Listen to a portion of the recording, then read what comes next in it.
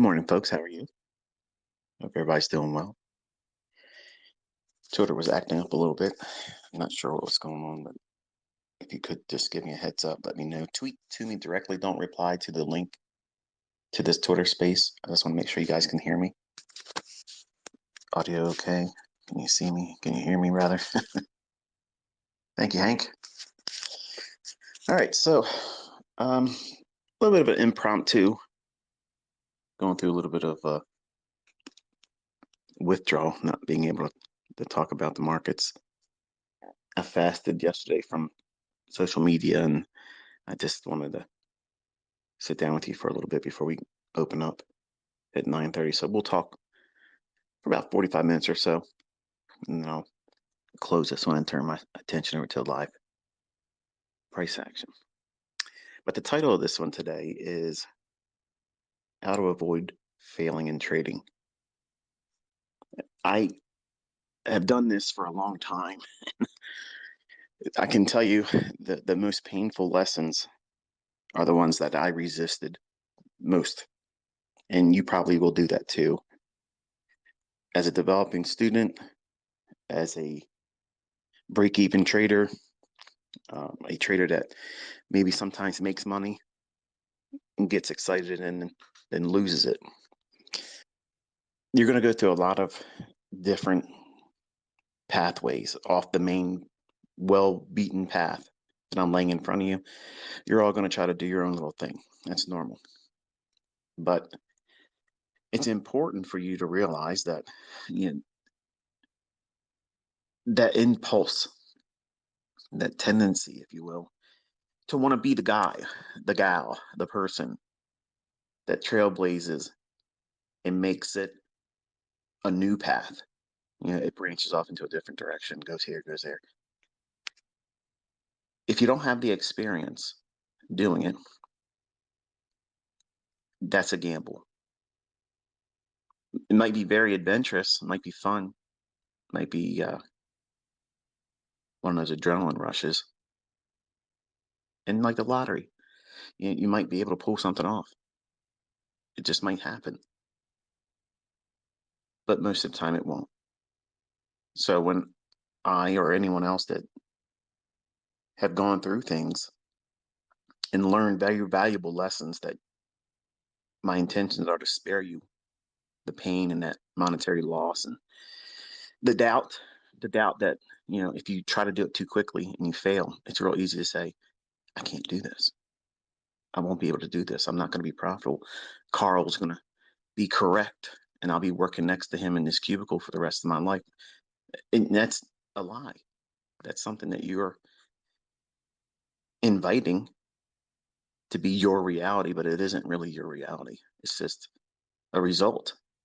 It's a result of you doing the incorrect things and trying to skip over the necessary lessons. And I'm going to talk a little bit about what I observed with my son when he was trying to do the Top Step combine, and talking to him, listening to his reasons for what he was trying to do and what he was wanting to overcome and what was the feelings afterwards. And I'm going to tell you what I counseled him to try to focus on and how to get over that, because now he has that scar tissue, that inability to have that fresh mindset where, yeah, you might lose money, but let's not focus on that. Let's focus on all the upside and stay motivated. That's very difficult. That's very, very difficult to do when you fail, when you lose, when you blow an account, when you fail a combine, or if you get funded. And then once you get the funded account, you lose the plot, you lose focus, and you're so much in a hurry to just get to a level where you can ask for a payout because you need to feel like you've done something. Well, you have done something. You've grown, and you have to be able to appreciate those mile markers. And that's the number one thing you do is you log, you journal every time you climb to a new plateau of understanding and growth in your understanding about yourself as a trader, because that's the factor. That's the thing you don't see coming. That's the thing that's going to hit you from the blind side. That's going to derail you. It's not me. It's not me holding back a lesson. It's not somebody else selling a course. It's not somebody else giving you a signal, because it's ultimately you that will undo you. And you don't see it coming. When you first start doing this, you don't really you don't appreciate the risk. You don't. Nobody. I didn't. I didn't. I did not. And nobody does. And the number one thing you have to understand to avoid failing in trading is that you have to have the mindset that this is for you. It's just like anything else. You're not gonna be 100%. And one of the lessons I taught, well, I taught on this many times, but when I'm not able to focus, if I'm having a period of time where I'm having a lot of different mood swings because of my bipolarism, it's hard for me to wrestle that.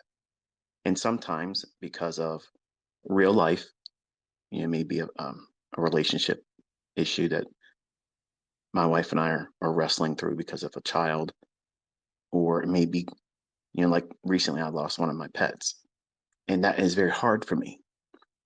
So I've been angry. I've been trying to replace that absence of not having her, and wanting to do something else to make myself feel better. And going into the marketplace, I know that my mind isn't going to be clear, and I'm wanting to find a victim. I want to go out there and smash somebody upside the head and take something from them because I'm hurting. When you do these types of things, when you do these things in your trading or trying to pass combines, trying to push your funded account because maybe you're angry about missing an opportunity, or you're angry because you took a loss and you regret it because you knew in the back of your mind that conscience was telling you don't push the button. This isn't the best trade idea for you.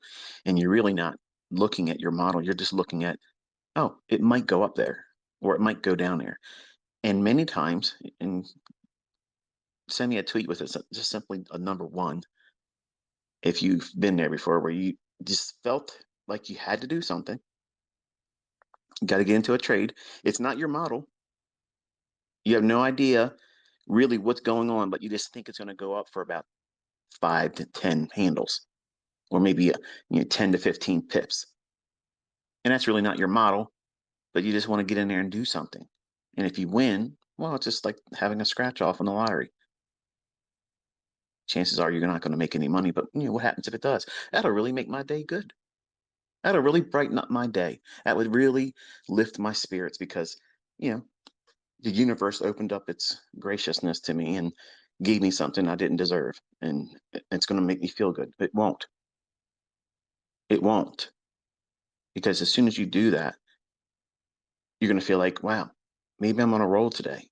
Let me go do it again. And then you'll lose. That happenstance. So that's gambling. These are things that people do. And this is exactly what I did when I was younger at 20 years old.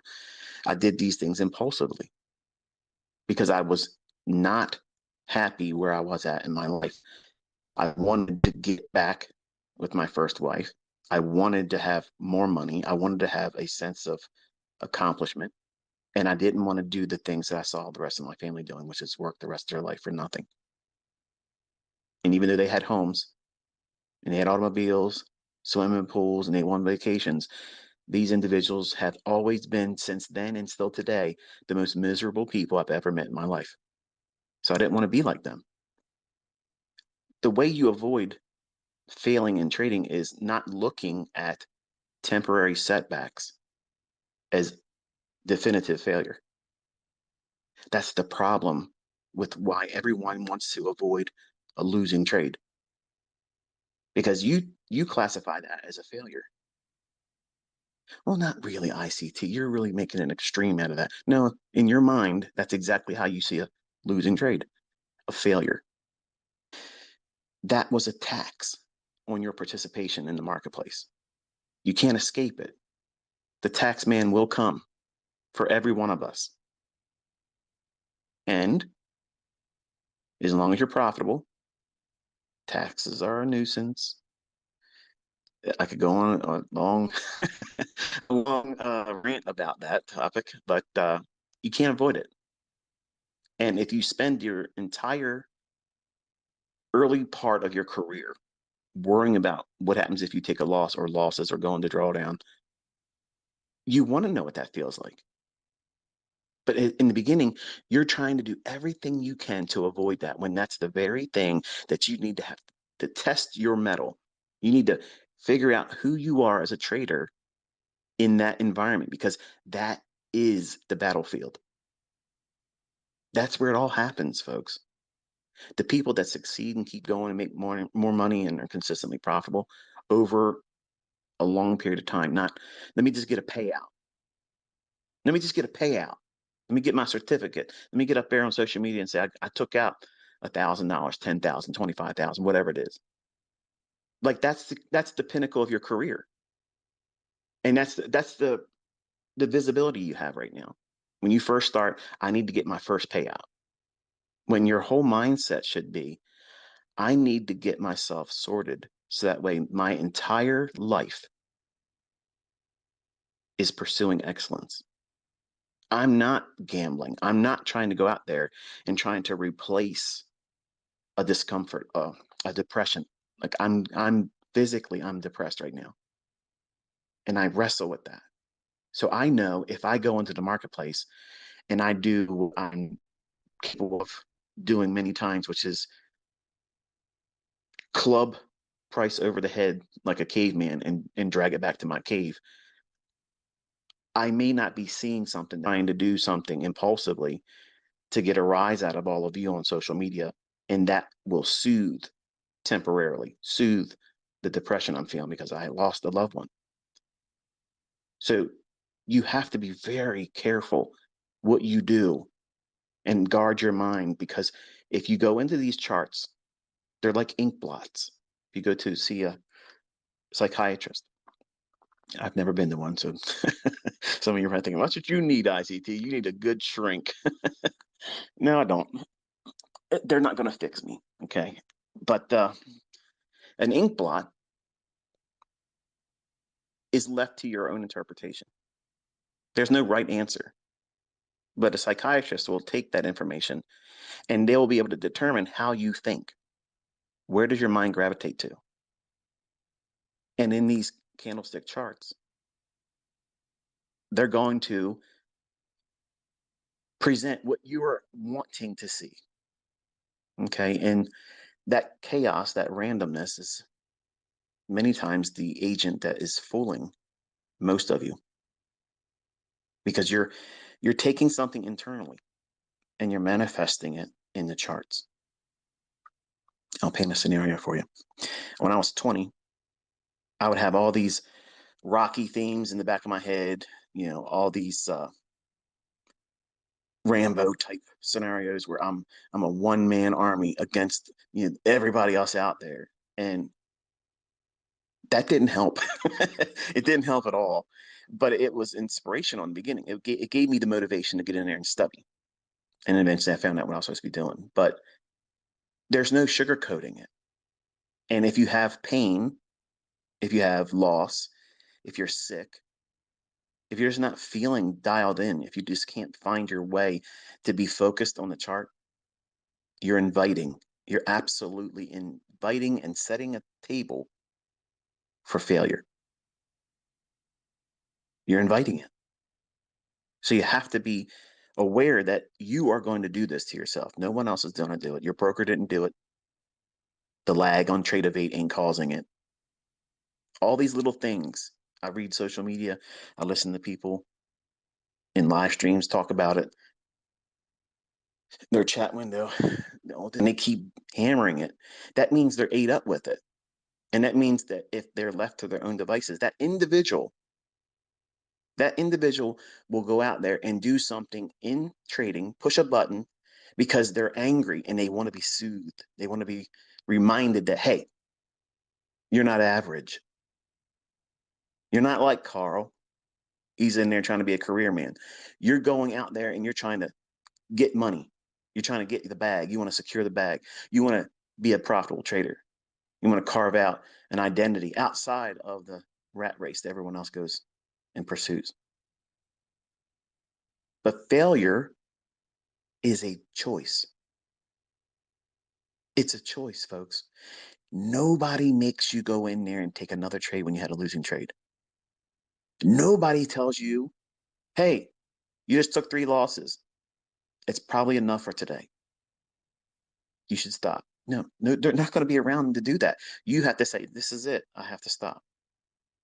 I can't do it. I can't take another hit today, so I have to stop. Even though I can trade, even though I can put another trade on, I have to stop. Because what I'm doing, I'm getting more emotional about the results. Whereas my lectures and when I'm teaching and talking to you, the psychological elements, the tug of war aspect of being right and wrong, and both of them are toxic. You can be in a lot of pain while in drawdown, but you can also be in a lot of pain while being in profit and in a profitable trade. Some of you don't even know what that feels like. But when you're there for the first time, you're going to know, oh, my target's right there. It's got to go 1.5 more handles. It's got to just go 2 more pips, cover the spread. Please, please, please, please. You start praying to the chart. You're no longer an atheist. You believe in the candlestick gods. They don't exist. But all of that stuff that we do, we cheerlead ourselves. Come on, baby. Come on. Give it to daddy. Come on. You know, I facetiously do that sometimes in my annotations just to tease. But as soon as you start looking at things like that, you're inviting emotions, and emotions are going to weigh heavily on what you do in the future. How fast are you going to take the next trade? How much time will it take for you to take the next trade? Both ends of the spectrum. If you made money, I want to go in there right now and do it again. That was amazing. Let's do it again. And you take a loss? Oh, crap. Well, I see this setup here. This is the one I should have took, but I'm not going to touch it right now. And it runs. Goes right to where you thought it was going to be. And now you're regretting it. You took a loss, real. Then you saw something. You were scared to take it, and it worked. So now you're going to impulsively jump on the next thing. And that will be the loss again. What's wrong? Is it your model? No. It's you, the operator. You have to have a way, and it's not easy, folks. I'm not saying it is.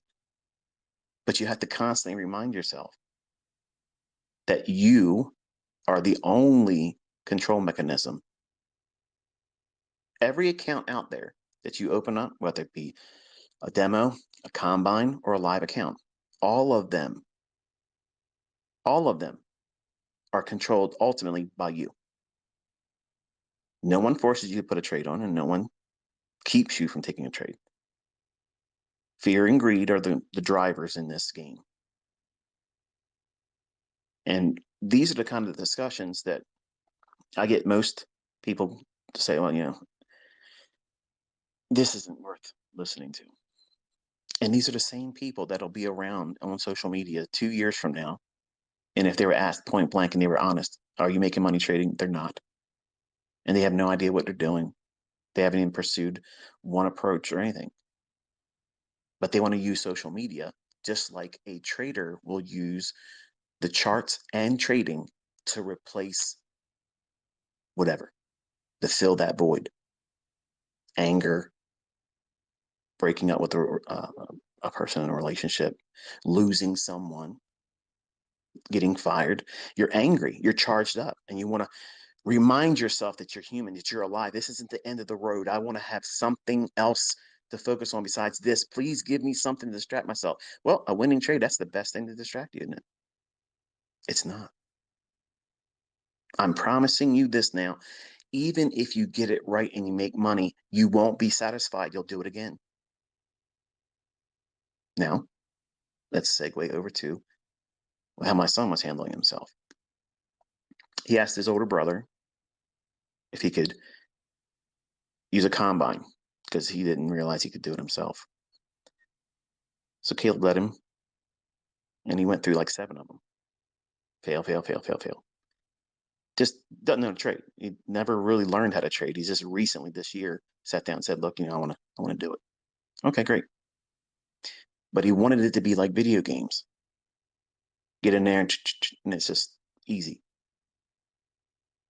And he realizes that there is a cause and effect. That even though you might be on these live Xbox, games where you're playing with other people and you can hear them talking to you and they can talk smack to you or whatever, you're by yourself here. You're in your room all by yourself. There's no echo. There's no one heckling you. It's just you. And when you don't do things correctly, you see the instant feedback that you are not correct. As a young man, used to doing well in the things that he does, well, I'm going to do it harder next time. I'm going to go in there and do it more and do it more and do it more. And each time, fail, fail, fail. Now, mind you, he doesn't know how to trade. He has no idea what he's doing yet. But he wants to go out there and say, look, I can even do this, Dad. Look at this. It's just like a video game, wanting to prove me wrong. My oldest son tried to do the same with crypto. Didn't work. You can talk yourself into, as a young man, you can talk yourself into thinking you can do a whole lot more than you really can. And again, I go back to, this is the reason why females are better traders. Gentlemen, you're bigger risk takers. And that bigger risk taking aspect that males usually have, because it's all about measuring up. I never look at over leveraged trades and whatever bankroll that comes from that is intermittent success. That to me is absolutely bullshit. That's the equivalent to someone to go out to casinos, pull down the arm of what's it called, a jackpot. I, I can never remember the name of these damn things. It's equivalent to any of that gambling, and you win. Where's the skill in that? Anybody that would have had an over leveraged trade in that circumstance and they're correct, oh great, that doesn't mean that you're a good trader. Females, and my best student is a woman, this person and everyone like her, they're not out there trying, and you all want to know who she is, and she's not interested in talking to you. She's just living her life, doing what she wants to do, and she's extremely private. But she's never one time said, hey, Michael, check this out. Boom, look at that. Never, not one time. I had to ask her. I had to. And I felt uncomfortable asking her, can you show me what you've been doing? And she was modest about it. Like she was apprehensive. Like, I really don't want to, because she thought that me seeing what her results were wasn't going to be enough in my eyes. And it would give her something to be concerned about. And when I saw her results, I was like, what the hell? That's amazing. That's really good, which was great. But she didn't take that and say, that's right, Tarzan. Look at me. And they want that. I don't want it. And for the folks that are talking about it, yes, I am absolutely stopping in November. I don't need this. I don't like this. All the attention, all the adoration just doesn't feel right for me. I don't like it. So I'm just trying to get through it. And in November, I'm going back to my personal life. But my son wrestled with wanting to be right. He wanted to be able to come back and say, Dad, I did this, and then I figured it out, and this is what I did. Now I can do it. And his explanations were, I just wanted to get through that part where you get funded. I just want to get through that part fast. And I told him, I said, well, what you were doing, did you understand what you were doing by doing the maximum amount of trading today? Even though they say they will let you do it, that's not good advice. That's like a drug dealer, saying, hey, look, I got some weed for you, but if you really want to go high, got some coke. Hello. To left to their own devices, someone that's really on the edge of just wanting to do the most extreme thing, they're going to do the most extreme thing. And that's not helping that person. Okay. That's not a help. That's not someone out there. That's not a company saying, we want to help you make money. So here, trade 15 contracts. You can only really lose $3,000, but hell, try 15 contracts. We're your friend. We're looking out for you. No, you're not. The statistics will absolutely guarantee that that person is going to do that stuff. They're going to touch the thing they're not supposed to touch. They're going to walk in, like me. Sign on grass says don't walk on grass. Well, I'm moonwalking on it. That's human nature. It's absolutely human nature. And I understand, what he's trying to do. And it's like, I guess if I would have had my father, or if I had my grandfather, alive at the time when I was, first learning how to do this stuff, he had passed away already, so I didn't have that. And I would have tried to do those same things to try to impress him. But that's the part that just gets you in the door, that gets you to the dance. And I don't think that I would have recognized the trap at the time as a 20-year-old, if I would have been met with initial success in doing those things. I'm glad that I failed. I'm glad. I'm glad that happened to me because I have a personality disorder that would have allowed me to never really learn if I wouldn't have had that first initial shock and pain. It wasn't enough for me to say, oh, I'm never trading again. It just means, okay, this is a whole lot more than I thought it was going to be. I lost 50% of my trade in one night, in one sleep, from one going to bed and one rising up. When that orange juice market opened up, I had lost 50% of that option. The premium I paid for that, I lost it overnight. And while I knew that was immediate, I didn't know what I was doing. I need to pull out, take the loss, and go back and figure out what I did wrong. Learn how to trade. Most of you probably wouldn't have never done that. I'm glad that happened. So the way you avoid failure ultimately, let me define it for you. Failing is you're never doing it again. That means you failed. You're not failing if you go out there and you try to study and do things and you forward test and you blow your demo account. That's not failing. You're learning so much, but you just don't have a way of measuring it right now. You see it as, I'm never learning how to do this. I'm never going to be able to get this. I can't get past this threshold. What's my barrier? Why can't I learn this quicker? That's the thing that you're doing. And here's the amazing thing that you don't realize. Everybody goes through that. I went through it. Dozens of times I quit. Dozens of times. But in reality, in my heart, if you were asking me at the time, because there's nobody there next to me when I was 20 years old, I didn't have a buddy, a study partner to say, hey, look, stay encouraged. My encouragement was getting up and going to work again the next day. And I was like, screw this. I'm going in there. I'm studying more. I'm going to study more. I'm going to study more. So failure is when you ultimately get to the point where you're done. You're never doing this again. You failed then. You absolutely failed. You did.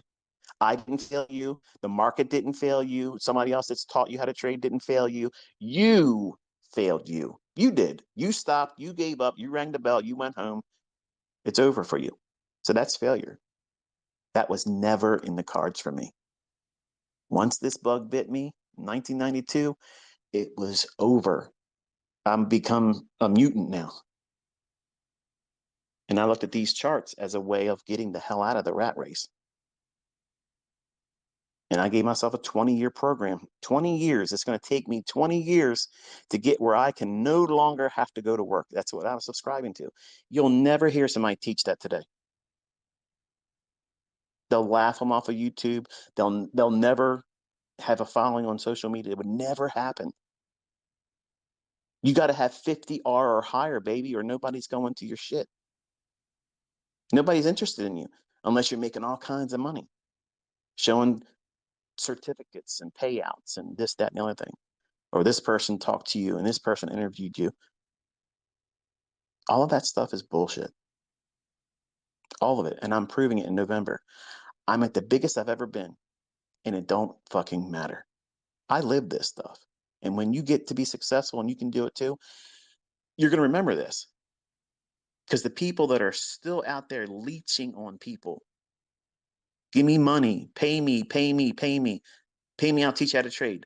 They're fucking broke. Okay? They're broke. And you're going to pay more attention to the opinions of these types of people instead of just simply listen to a guy that's been here before and have taken everybody that you see now publicly. They're out there. They're showing you what they've done. The companies that have been paying them are interviewing them. You have all the proof now that there's no reason for you not to dig your heels in and study. It's not going to happen for you fast. I didn't tell you it was going to happen to you overnight. You have to submit to a full year. That's the minimum because you'll know if it's in you or not. And most people can't even do a year. So that's a person that's not equipped to learn. If you can't simply go through an observation of one full year, you want to be a surgeon? You think they let you go out there and 4-month program and start cutting on people? No way. You want to be a pilot? Oh yeah, go out here and try to, see what you can do. Show us your best attempt here. Get in here, the $30 million jet. Come on, let's see what you got. It doesn't work like that. But this have it right now mentality, that's a millennial mindset. It's a flawed mindset. And some of you don't like it because I'll tell you, as an old head, I will tell you straight up, you have your head up your ass and you can't see things with the proper perspective and it offends you and it pisses you off. I don't give a fuck because you need to be corrected, not just in this, but in every aspect of life because you think everything's owed to you. In this business, you're going to work real, real hard for a little bit in the beginning. But that little bit, you can multiply and magnify that exponentially. And you don't even realize that. You don't need much. You don't need much. But you see these people out there that have leased cars, and I don't have a problem with leased cars. But these people out here, they have leases and they rent things and they go on vacation and they pretend that they live there. They don't live there. They pretend they make all this money from the marketplaces. They don't. They get it from teaching. They get it from affiliate programs, all that stuff. And I'm not kicking shit on them for doing it. Everybody needs to make their money.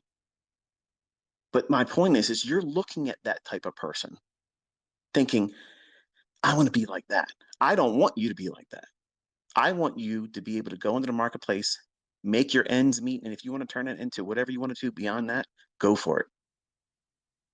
It's about making sure you don't need a paycheck.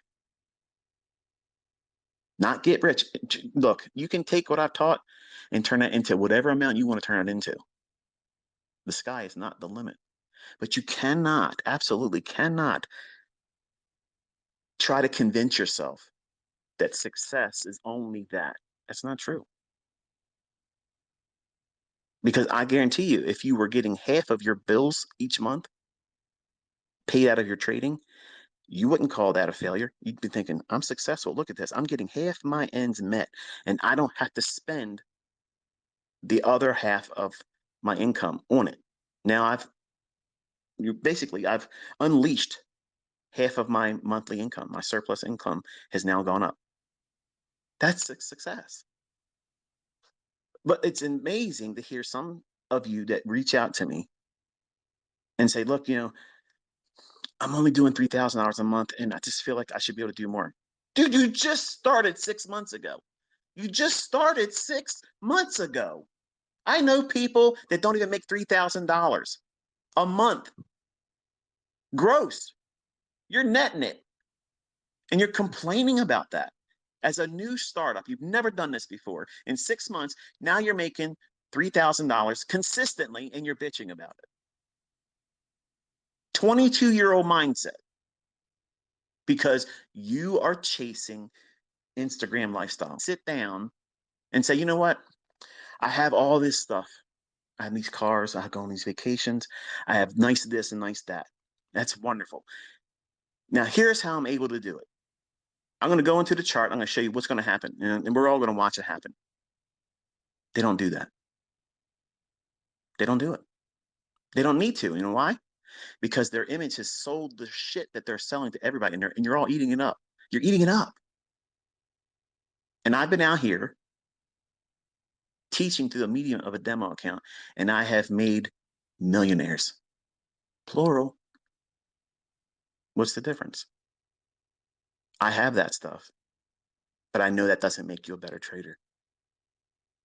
I have what you're looking for, and it's boring in the beginning.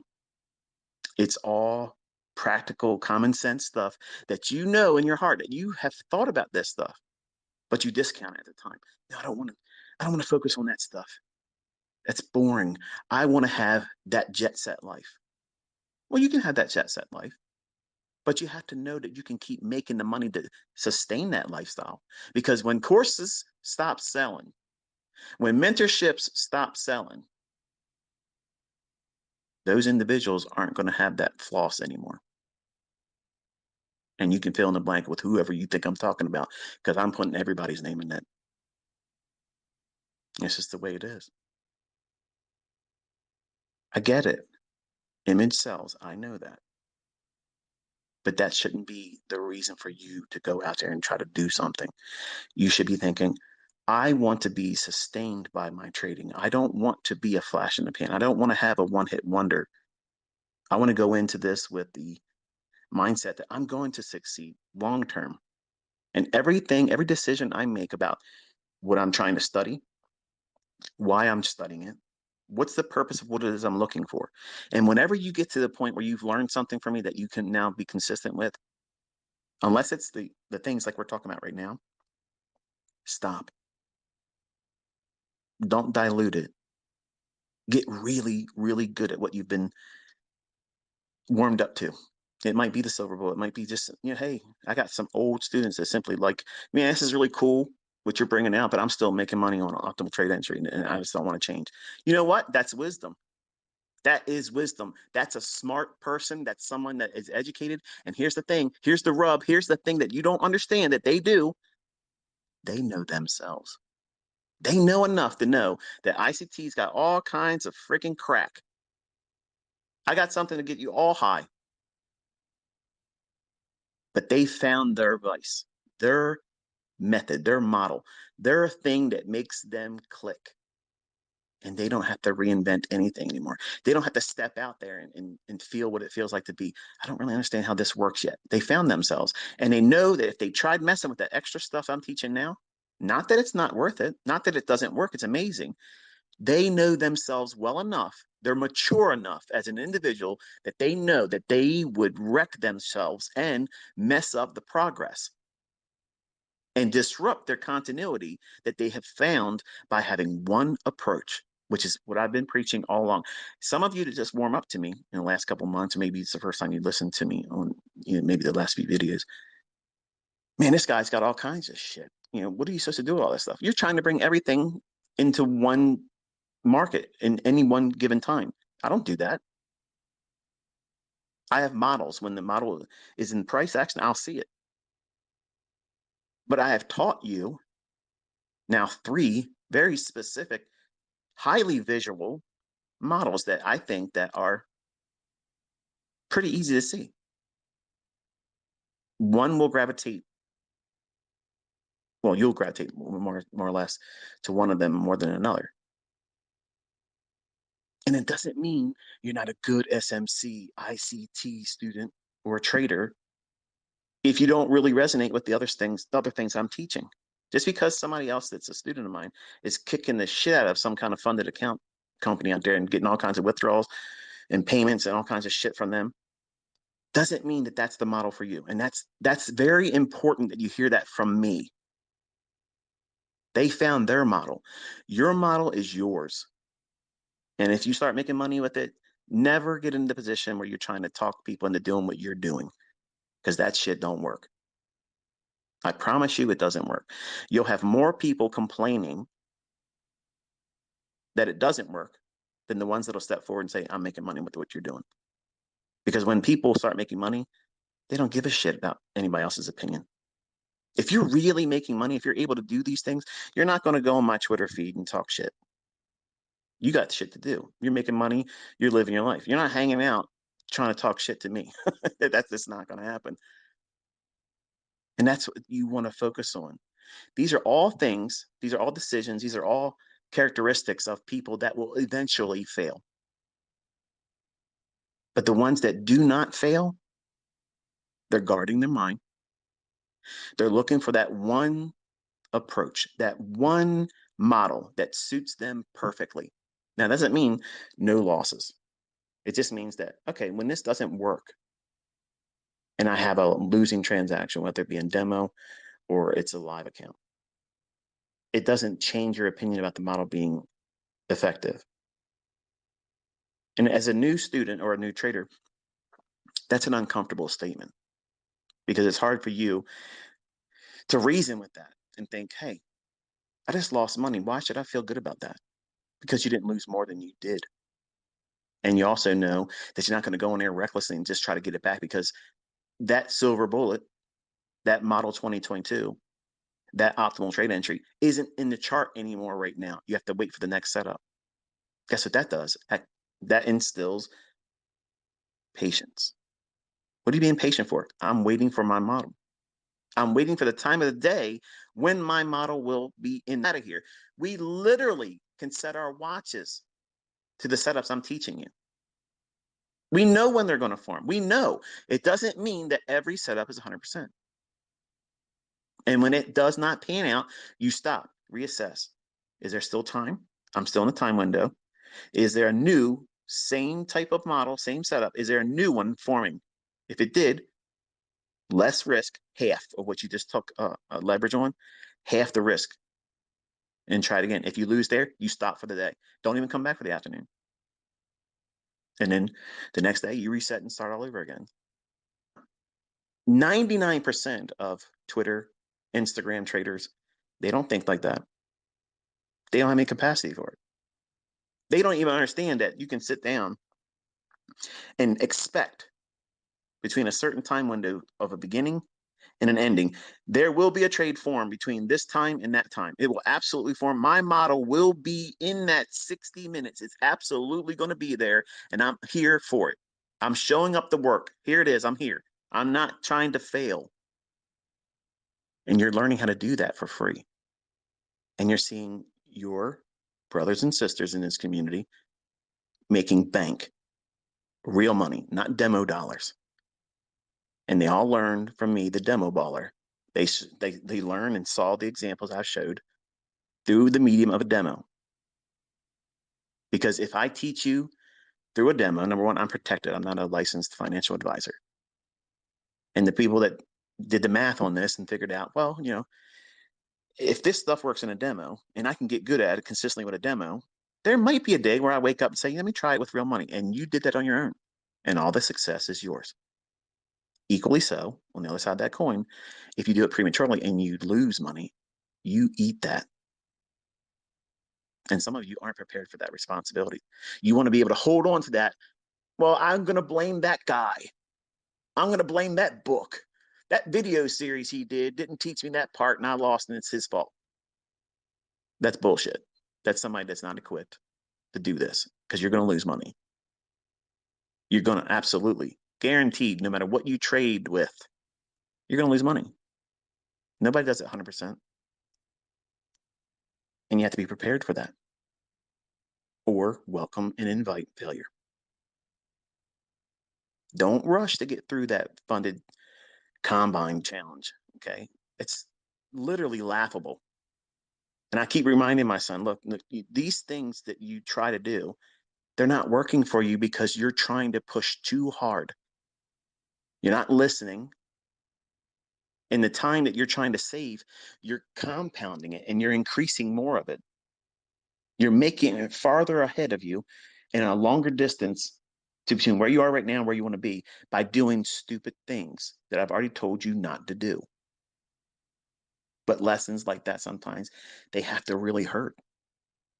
They have to hurt enough to know that this isn't doing it for me. And just because he's my son, and just because Cody, my oldest son, was, birthed from me, does not give them an advantage. We're all humans, and we're all going to do things impulsively.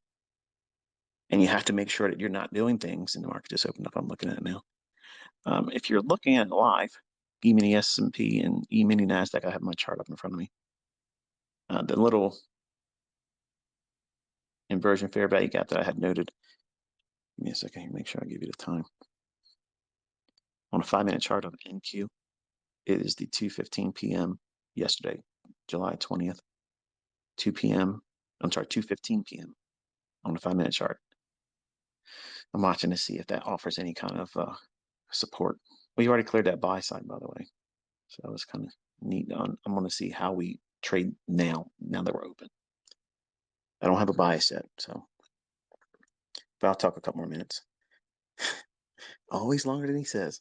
But so in summary, the way you avoid failing is you filter what goes into your mind. If you are constantly feeding yourself Instagram garbage, image things, you're never going to be satisfied with your progress when your progress is more than ample. If you weren't comparing it with everything else around me, anyone else that shows you materialistic stuff, you're never going to appreciate the growth that you're going through. How guilty are you in that? When you think about it like that, it's silly that you waste so much time worshiping these people. I don't encourage you to do it with me. In fact, I hate it. But all these guys out there want to be called the GOAT. They all want to be looked up to. I want to be like you. I want to drive the cars that you have. I want to have friends ride around your boat that you don't really have a relationship with. Sorry, Pat, I had to throw that in there. The point is this. You can get caught up in all that kind of stuff. Okay, you can get all caught up in image things, and none of that's going to increase your bottom line. But you know what it will do? It'll prevent your bottom line from growing. And I'll say it again. All that image stuff, all that social media pomp and clout, that measuring up stuff, absolutely does nothing. Does nothing for taxable income. Doesn't do anything but make it harder to obtain. Because you're chasing image. You're pursuing image. There was a soda commercial years ago. Image is nothing, obey your thirst. That's actually a really good slogan for right now. Image is nothing. Obey your thirst. What's your thirst? Success. You want to be able to get out of that cubicle. You don't want to be in that mundane job. You don't want to be doing those jobs, plural, for some of you. You want a better life. You want a better life for your kids, your family tree. None of that will happen by looking at people on social media. You're chasing an image with people that don't even know how to manage their money correctly. Spending frivolously on dumb stuff instead of securing passive income, securing generational wealth, all the while not gambling, all the while building an empire quietly, drawing no special attention to yourself. That's the way you do it. And I'm going to go back to that type of lifestyle in November. So you can do all your polls and question what's the odds of this guy not going to, I'm not going to be on Twitter in November. I'm not. There isn't going to be a future mentorship. I'm not opening up mentorship later on. I'm not going to have to come back and pick up more money because I'm broke. I'm not going to be broke. I don't ever need to trade ever again, folks. I want you to understand this. For the people that constantly say this shit, I've never seen anybody that's so rich that they can't trade anymore. They don't need to trade anymore. I'm fucking loaded. I don't need to take a trade ever again. I don't need to do it. That's the definition of being rich. I don't need to. That's what I want you to have. I don't need to go to work. I don't need to worry about bills. I don't need to worry about if I'm going to get fired. I don't need to worry about making medical payments on insurance because it's too fucking high and it's all a fraud, scam, Obamacare bullshit. All these pressures that everybody has. I don't want you to have any of that stuff. If you just listen to me and take the time to investigate everything, it's there in the chart. It's always there. It's not morphing into something hiding from you. It's there. But you have something else in front of you that's distracting you. Image, fear, greed. What's your thirst? Image is nothing. Obey your thirst. The thirst is independence. Financially independent. So we had a little bit of a reaction off that inversion fair value gap at 215 and 5-minute chart on NASDAQ. That SIBI, that little blue fair value gap I highlighted on the chart I sent this morning on Twitter. I think that's 12:20 p.m. yesterday at July 20th on a 5-minute chart. I'm watching to see if we can reach up into that. If we go back below the inversion fair value gap, then my attention would go to 15,580. And if we accelerate through that, then I would be interested in the sell side that I mentioned on the chart that I shared. But other than that, still no bias. But the point in this discussion was to just remind you that you're human, you're going to make mistakes, and you're going to do things incorrectly, and it's normal to do that in the beginning. But minor setbacks, growing pains, stop losses that get hit, and you result in a monetary loss, whether it be demo or your combine or your funded account taking a hit. That's all normal. There's nothing to be afraid of. That's something more than it is. It's a simple tax. It's all it is. You are going to be taxed, period. You can't escape it. You're going to have losses. You're going to have losing trades. You're going to miss opportunities. And you're going to have real shit happen in the real world. And when it does, it fucks you up in your head. And you should not be trading. Period. I'm practicing what I preach.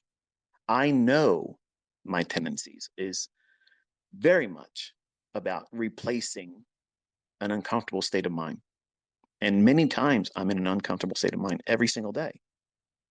My mood swings are violent sometimes, and they have been extremely violent. I can't change it. I can't bring her back.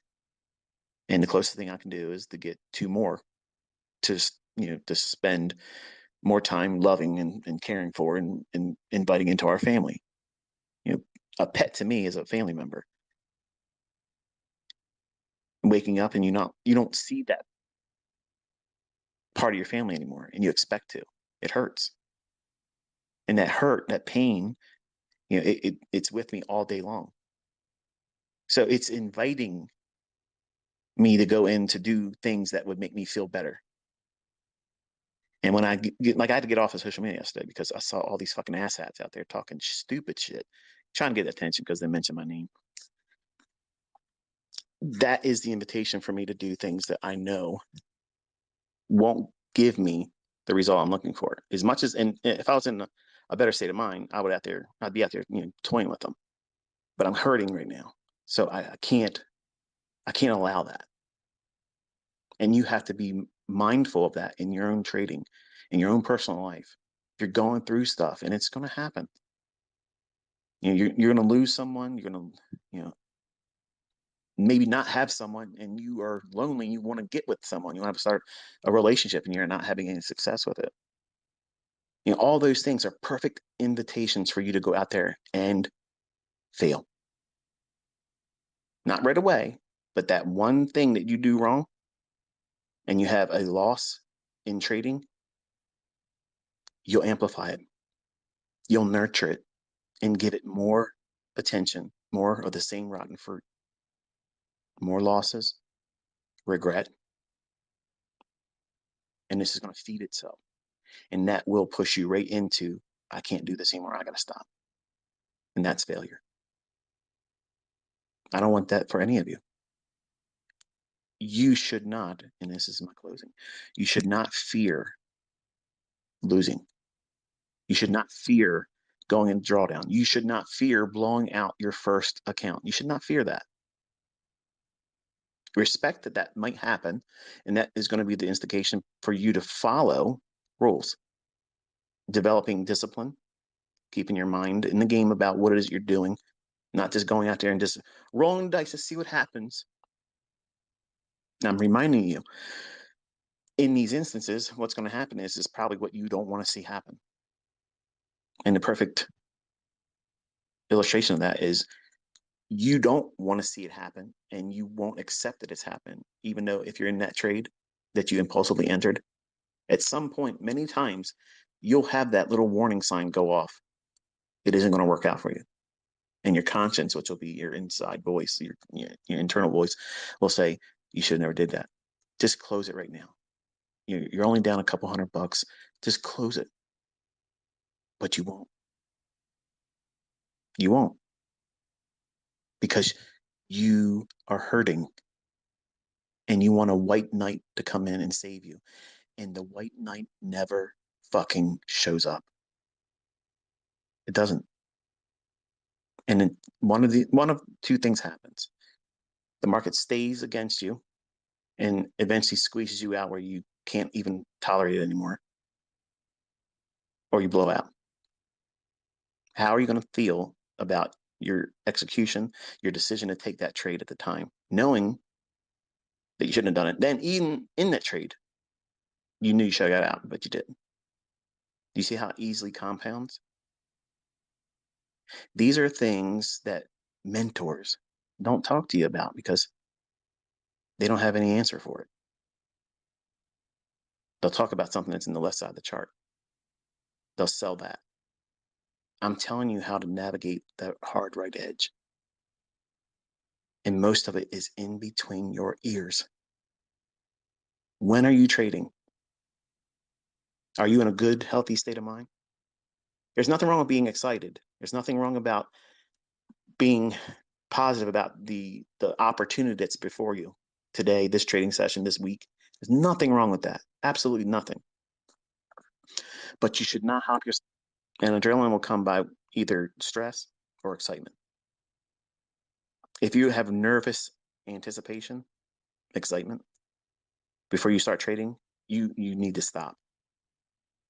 You're not focusing. You're at your peak in terms of emotionalism about what you're about to do. Don't take that trade. Especially if it's a live account or if you're at the funded stage. If you have all this nervous excitement about it, immediately go to a demo. And if it wins, you have grown through a period of nervousness and excitement that you cannot trade in that environment. In that state of mind, you should not be trading like that. But if you're wrong, are you going to regret it? No. You're going to reward yourself and say, you know what?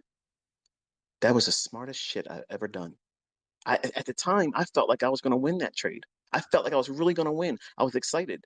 But because I identified my nervous excitement and I was trembling because I knew I was going to make money. I was going to go in there and make money.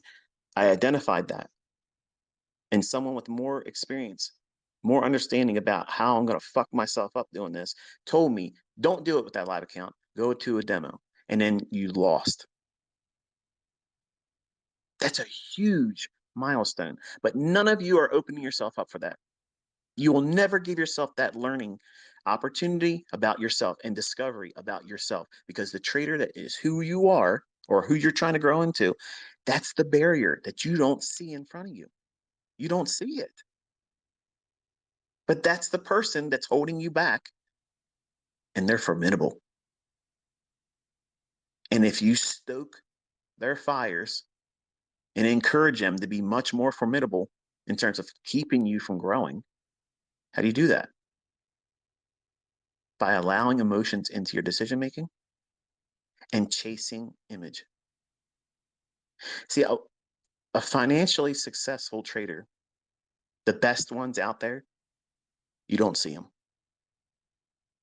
They're not out there showing you what they drive, what they spend, what they dress in. They don't do that. They don't do those things. They're busy living their life, managing themselves. How do you manage yourself? None of you have the right to know what I do with my day to day. None of you do. It's never been my goal to ever have that. Because no matter what I show, no matter what I share, I could literally go through the 12 different bank accounts I got, and you'd shit and fall back in it and see what I had. It won't do anything for you. But there'll still be people out there. Oh, he went to an ATM machine and he did a balance inquiry right there. It came right out of the ATM. Oh, it was photoshopped. I mean, I'm not gonna entertain these fucking asshats. And you shouldn't do it either. You're never gonna live up to everybody's expectations.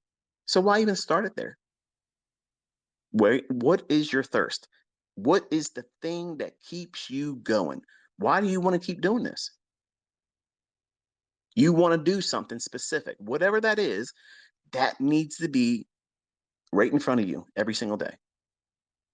I am learning how to do this so that way I can pay for my college tuition. I can go to this specific Ivy League college and pursue my educational desires. I can quit my job and replace this annual salary at that job with my trading. Notice there's no deadline.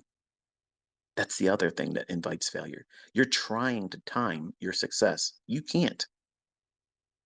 Nobody can time your success. You have no idea that one moment, that one epiphany where the veil lifts and you finally figure out who the fuck you are and all the things that you've been holding on to that you think are security blankets and things that are protecting you. When you finally put that stuff down, you realize that's the things that's been holding you back.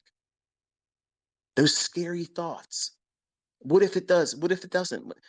What if you were wrong about your fear? What if you have been wasting all this fucking time worrying about things that never are going to be a factor for you and you've held yourself back? What happens what happens if you stopped worrying about that stuff and you just focused on the things that you're supposed to be focusing on? One step at a time, one day at a time, and let that day's learning be enough. And it will compound. And you'll know more than you did yesterday, last week. Do that for a few months.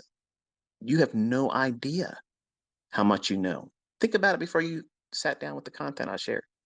You never seen these things before, never heard about it before. And then what you felt that day compared to today. I'm not saying are you making, you know, withdrawals and live account trade. That's not my point in asking you this. But your understanding about the marketplace and more specific, here's where you're supposed to be focusing right now, primarily in the beginning. How are you internalizing it all? Are you feeling less rush to get out there and gamble to find money? Or are you now starting to realize that, if I treat this like a business and I don't gamble and I know what I'm looking for and the opportunities are right there before me and I'm equipped and I have the resources to take advantage of that, man, I can turn this into a profitable business endeavor.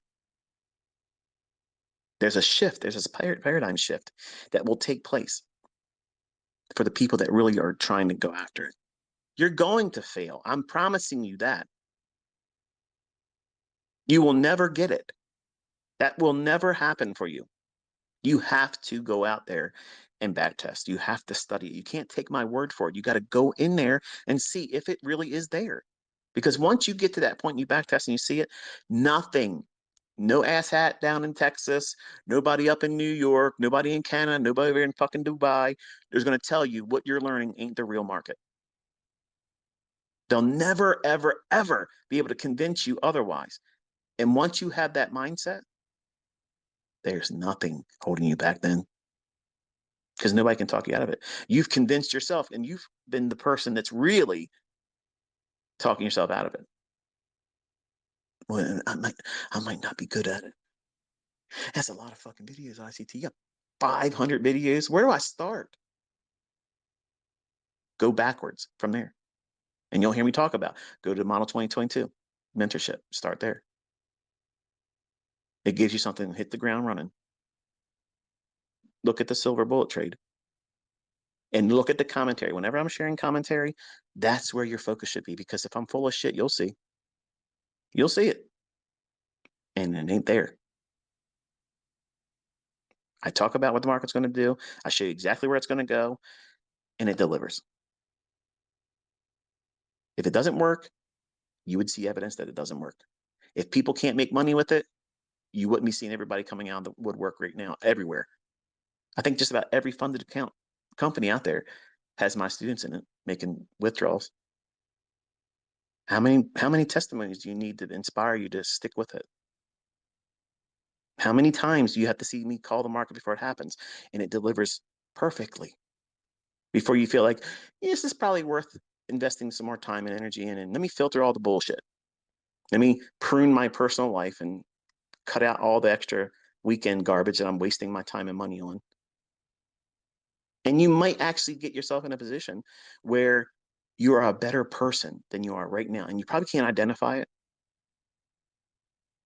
Maybe you think that you are everything in a bag of chips right now, but you're really toxic and you're ugly because you don't live a lifestyle that shows that. You're bitter. You snap at everybody publicly. Your friends probably can barely even tolerate you. If you have those tendencies, you have to overcome them, because in trading, it magnifies that stuff. And the people that point at everybody else as the reason why they failed, they're living testimonies of what I'm talking about right now. They are going to spend the rest of their life doing that because they're miserable. This industry is a huge mirror. And you look at that mirror and you try to see what you want to see, and you ignore what it's trying to show you about yourself. And the smartest investors and traders are the ones that can identify the flaws and work on overcoming them. And then when you finally get to the point, I have a young lady that's in my mentorship that she had a partner, and he left her. They were going to get married and they were planning a life together, and he got good at trading and started making a lot of money and said, you know what, I'm attractive now. Girls like what I'm able to do. And he took that and ran with it in a negative direction. He had somebody that was monogamous. I'm married. I can say this. The lady's beautiful. But because this young man has now a new skill in his mind, before he found that success, she was, I'm sure, beautiful, happy to be with her. But then when you start making that kind of money and it changes you, fundamentally, it changes you. You start thinking that you're better than you really are materialistically. And that's how the enemy gets you. Pride of life, lust of the eye. Those things will creep in. And it did for me when I was 20. And you think that every girl gets to sleep with you now. I'm so good. I got to get everybody the opportunity to sleep with me. And that's what this young man did. What happens if you are not in a relationship right now and you want to be in a relationship, but you're also struggling because it's a one income household for you and things are expensive? I can appreciate how everything's expensive. I got lots of money, but it still shocks me to see how much shit costs. I don't think about it until I think about it in relationship to most of you, because I know you're all trying to do what you can to improve where you are financially. But what happens? What if, okay? What if you put the time in and you build yourself up? Not overnight, it's going to take you some time, but you build yourself up. So now you can afford to be maybe in a different neighborhood, sucking the life out of you like a vampire. And maybe you start exercising more and get yourself into shape. And then the guy or the gal of your dreams recognizes you now because you're doing things you would have never done. And here's the perfect position to be in. You don't need their income. And they know.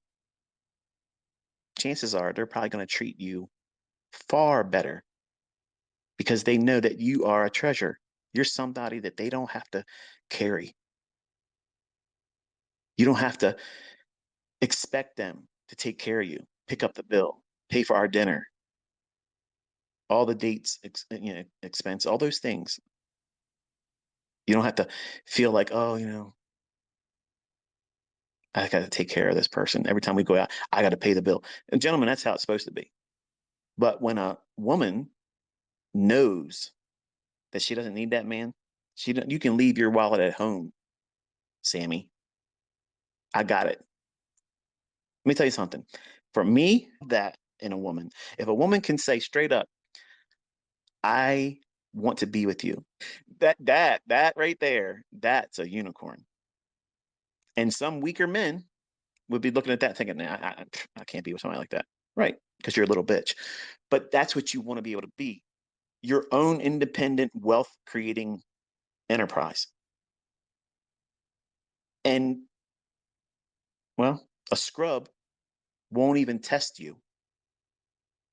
And you're going to attract a different level of man. You're going to attract a different level of woman.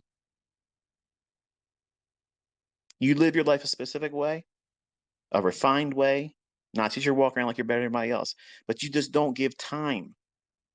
You don't give time for the time wasters, these vampires that will suck the life out of you. What happens if you start living your life like that and you treat your trading like that? This is a conduit that gets you to a level like that. It's easy to feel better about yourself when you have repaired everything that's gone wrong in your life independently. No one has done it for you. Your sense of accomplishment and courage in yourself and self-worth and value go up exponentially. There's no way of describing what it feels like. And I love listening to the testimonies of my students that talk like this. That's what I encourage all of you to do. That's all I'm asking. That's the currency here. That's the exchange here. I'm investing in you. The only thing I want to hear is, what have you done with it? An email, a video testimony where I only watch the video. I have so many of them. And to see the transformations in people's lives. You think it's just money. It's not. It's probably listening to this. You're probably listening to it at your work, or you just came home from work and you're thinking, man, I'm glad it's the weekend, so I got to do that shit for 2 more days. Whereas now you're learning how to become an investor. And while you will love to be able to play on the weekend because you can afford to do a lot more things and your mind won't be racing all the time, worrying about stresses of the world and your career and all that, you'll look forward to Mondays where most people hate it. They hate it. I got to go back to that sweatshop. I got to go back to that fucking slave driver. Carl's going to be there again. That whole thing is just toxic. And I know they make money. They make really good money. And they say, oh, I love my job. Let me tell you something. Okay. Given the opportunity to make 5 times your salary of the job that you love, and you ain't got to leave your fucking bed to do it. Okay. Trust me, you're not going to go to that job. You're not going to go to the job. So save it. I understand that sense of, well, let's be honest. I don't give a fuck. I ain't got time to waste on that. I think it's bullshit. You're just trying to convince yourself that that's the way you go through life right now. No matter how much money you make, how successful you are, everybody given the opportunity to do better than they're doing at their job and not have to be there to do it, they're going to jump on that immediately. If they know that the same skill set that put them in that career, if they just did the things correctly here in this, your upside is unlimited. The upside is absolutely not capped by any salary ceilings. Every job has a salary ceiling. Every job has a salary ceiling in it. It's capped. Where's the limit in what you can earn in trading? I don't know. What is it? What is it for you? Because some of you, you have a number that you think can't be hit. Who says that? You did. You don't set the rules. You don't set the limitations on how much you or anyone else can make. But we waste our time thinking about these types of things and these what if scenarios and these stupid time wasting concerns. If you would have took that same amount of time that you did all those silly things or watched people that were really not investing in you, they're just showing off.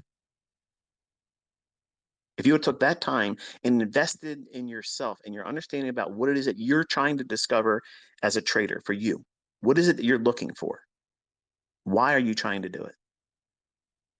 Looking at the 1:30 a.m. lows on NASDAQ. That's sell side.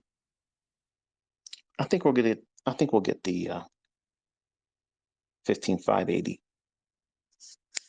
And if we can accelerate through that, then they'll probably want to dig into that 547 on NASDAQ.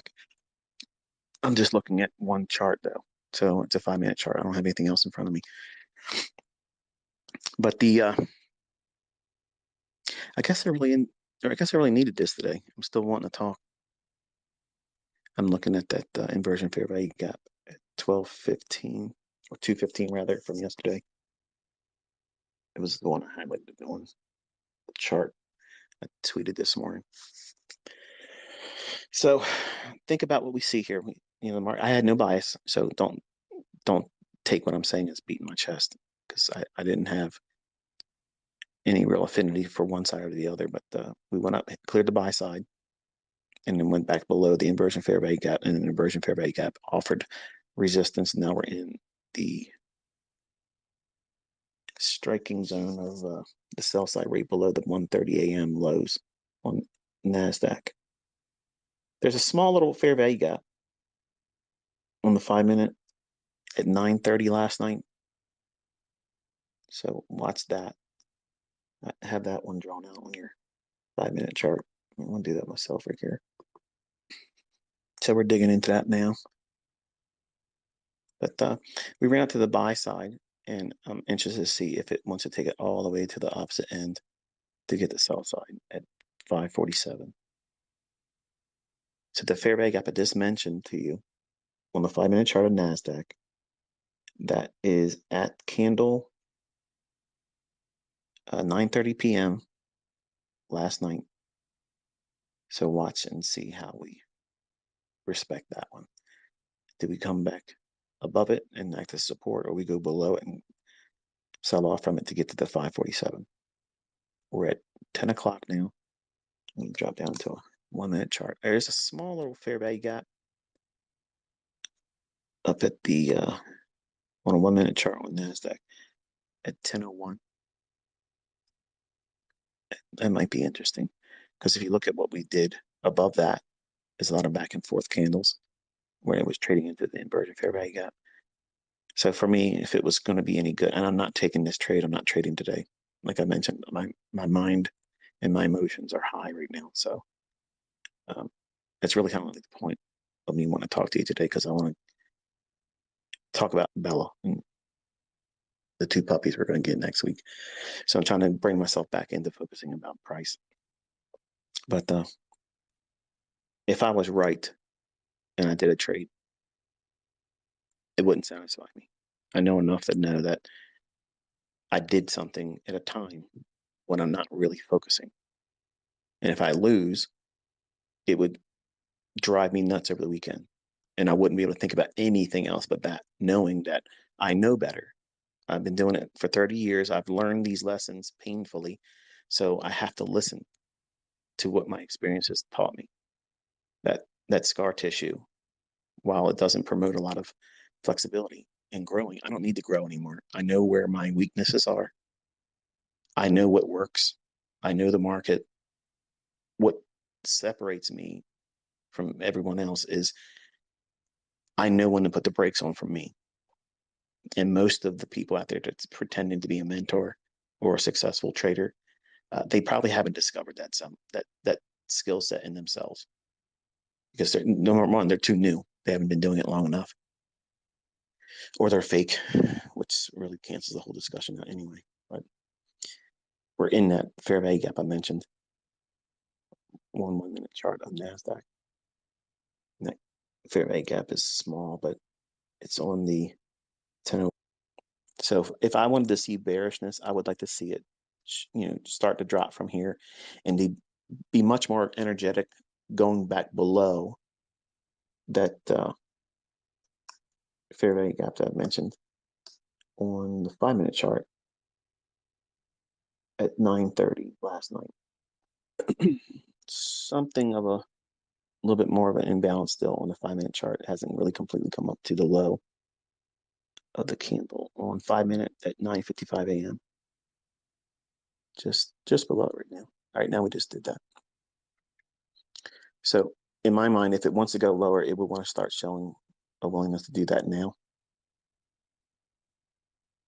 Otherwise, any retracement back up into that 215 5 minute fair value gap from from Thursday, yesterday. I know some of you hear me talk like this when there's not a chart in front of me. And you're like, why don't you just do this? Why don't you do that? Why don't you just accept the fact that I'm sharing?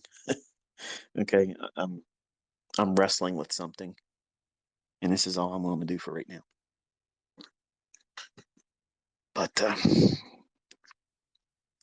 as long as you have a desire to keep wanting to do what it takes for you to learn more, and I'm not saying this has to be me. Like if you get to the point where you arrive at the idea that I'm not the guy to learn from, I'm okay with that. I promise I'll live. It's not going to hurt my feelings. Okay. There's people out there that make money trading, and I'm sure if you really make an attempt to try to learn how to do it, but you focus primarily on you, because you're going to be the success or failure ultimately that decides the outcome. And so many people come into this industry and they love to hold on to that little card, the excuse why they couldn't do it. It's the person I learned from. It's the this, it's the that. When in fact, as long as you know how to manage risk properly, don't risk too much per trade. If you learn that skill set, let me put it in proper perspective. Okay, if you go through the pathway that I think is the optimal way of learning, which is number one, if you're going to be trying to trade, you have to discount all the bullshit where people say you can't time the market, because we can, other traders do, and you have to predict price. You're not reacting to price, you're predicting it. So anything apart from those central tenets is bullshit. As long as you don't waste any time outside of those pillars of thought about trading, if you're an opponent to anything I just said there, you're fucking doomed. Okay, you're not gonna be good at this, and you're gonna be a one-hit wonder, and you're never gonna have long-term consistency. I guarantee you that will be the outcome. But assuming that you can align your mentality with that, the first goal is for you to identify where the market's going to draw to. If you can determine where the market is most likely, not all the time, most likely where it's going to reach for, that's the largest portion of the battle. Like that's the thing. That's the thing that makes this so impossible for the new students or a new trader, because you're looking at whatever time frame you're looking at, and you're trying to find a pattern or an indicator indicating something, instead of understanding where price is trying to travel to. It's trying to go up or it's trying to go down. And if you can get that correct more times than not, what have you done?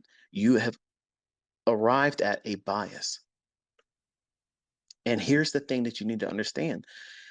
There may be times where that bias is not obvious. What do you do in those circumstances? Nothing.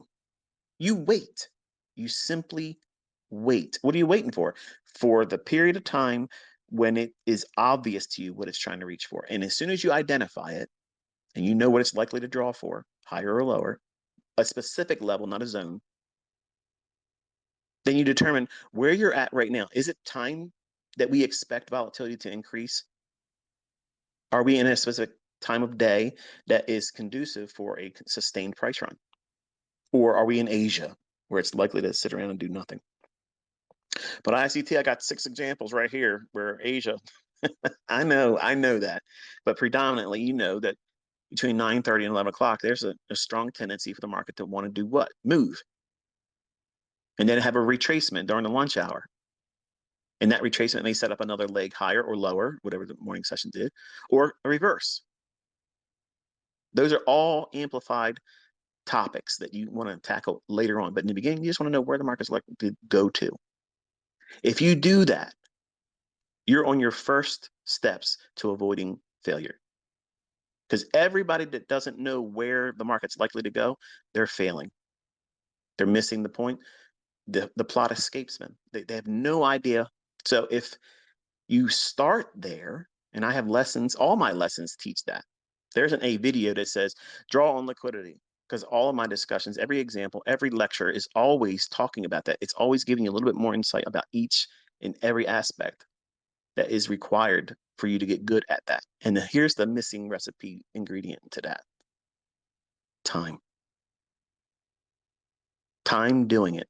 Experience is going to be your best mentor. That's why I tell everybody sit down with me for at least a year. And you'll know if you have it in you. But you're going to learn a whole lot of things that I can't sit down and say, you're going to learn this, you're going to learn that. You'll know what resonated with you. But if you understand that skill set and you get good at where the market's likely to go to, the next thing you need to understand is risk management. But ICT, I need an entry. No, you don't. Because you literally can buy or sell any fucking wares. Don't think so? Test me out in August. August is the shittiest month of the summer. It's big money goes away. There are moves in August. I'm not saying there ain't going to be any volatility, but generally, symmetry, precision elements gets a little bit muddy in August. I'll show examples of it being there, but you collectively as a community should think, okay, August, if you're going to do any kind of vacations, it should be the month of August. And feel confident that being away from the month of August isn't going to hurt you. Now, if you have that skill set of knowing, or if you're going to borrow mine when I point to certain things where I think the market likely to go to, use a micro lot, one, not a mini, not multiple ones, not 15 because your funded account says you can do it. Trade with one micro lot, one micro contract. And just literally, as soon as you identify the draw, determine how far it can go against you before that idea would be null and void for that session. And wherever that is, it might be 30 handles. It might be 45 handles in the NASDAQ. Use one micro contract. That's it, one. And get in there and trade with it right there in a demo, not with your live account, and put the stop loss at where you think it would fail in that idea. And you put a limit order at the draw. You're going to find huge consistency doing that. But I'm not making a lot of money. Right. Because in the beginning, it's not about making money. It's about you conquering your fear about doing it wrong. But you want to be right. And you want to make the most that you can make when you're right. But you don't want to lose anything. You've literally created this idea of trading in the realm of impossible. Because that doesn't exist. Nobody can do what you're thinking trading's all about. Nobody does that. I don't. I'm an inner circle trader. I don't fucking do that. There's an imaginary oasis that exists in the minds of traders when they first start doing this. They think that there is some way out there that they can always go in and get the biggest winning portion of the trade and always have the smallest, tiniest little bit of risk and be 98% profitable. No, no. You want someone to tell you? I will. No, don't do that. Don't think that. Don't believe that. When you're first starting, where your focus is, what you should be believing is the most important thing is understanding where's the draw on liquidity and work with that. Accept the facts that when you get it wrong, okay, what didn't you see in the chart? Go into your charts and really break it down. What was there that you didn't notice? And encourage yourself to say, you know what? This was a good opportunity for me to learn this about that. Not get mad and cuss at yourself or say, I'm never going to get this, because that's failing. You're on the pathway to failure doing that. Nobody gets to the winner's circle being toxic and judgmental about themselves and not see the silver lining in what it is that they're trying to learn. You have to cheerlead yourself. You have to be your biggest cheerleader. And that happens with a journal. A journal never encapsulates. It never gives room for that.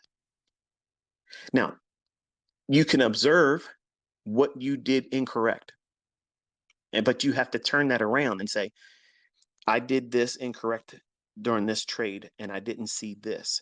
I'm thankful that I had the opportunity to see what I didn't see then. Now I can use this as advantageous intel going forward. Do you see what I just did there? It's positive reinforcement about a shortcoming that you as a human being didn't have the capability and capacity to understand at the time. But you're not beating yourself up. You have to cheerlead yourself. You have to coddle yourself, encourage yourself. All these things, these are positive self-talk. It's important because if you have anxiety or if you develop anxiety, and some of you will, if you start trading with real money, you will feel your first panic attack. It's a given. It's going to happen. You will feel it. And it will be scary. And that in itself is a learning experience. And I've had discussions about how to manage that too. But you can't avoid it.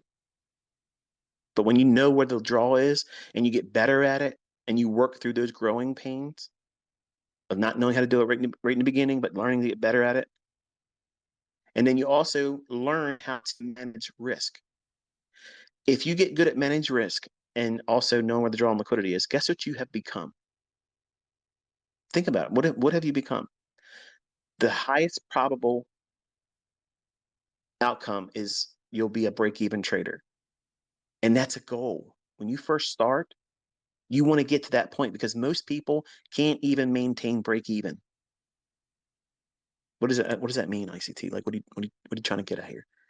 In the beginning, everybody wants to go out there and start making money right away, but that doesn't work like that. Even with me training you, that's not going to happen.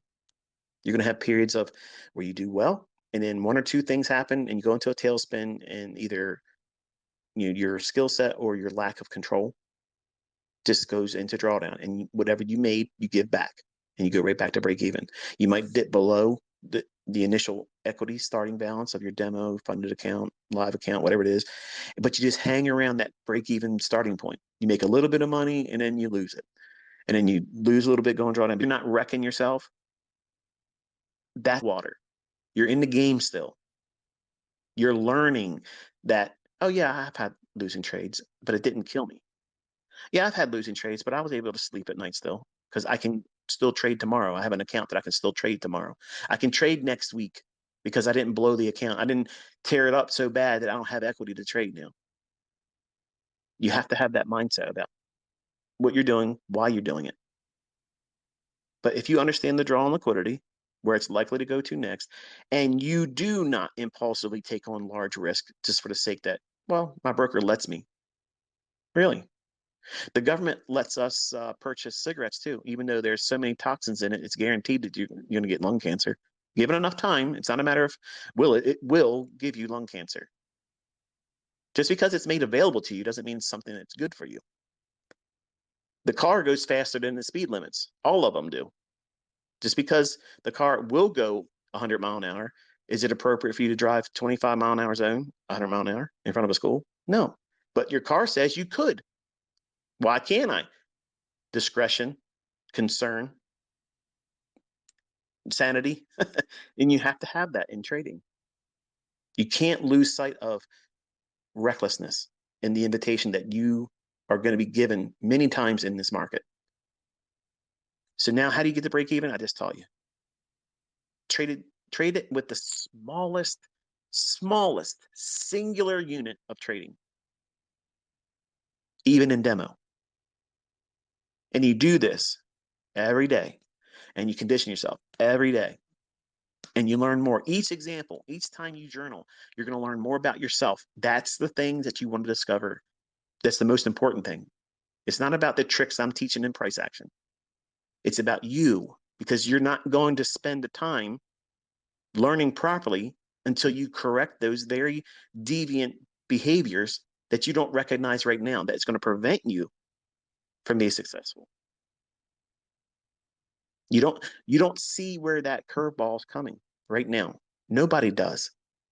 But at the end of the first growth learning curve, when you finally get to your profitable model and you know what you're doing, when you look back at that point where you know you have something that is consistently profitable and you know what you're looking for in the charts to find that, when you look back at that point, you will see what you have done to yourself that made it more difficult and longer than it needed to be. And you will have to take ownership of that.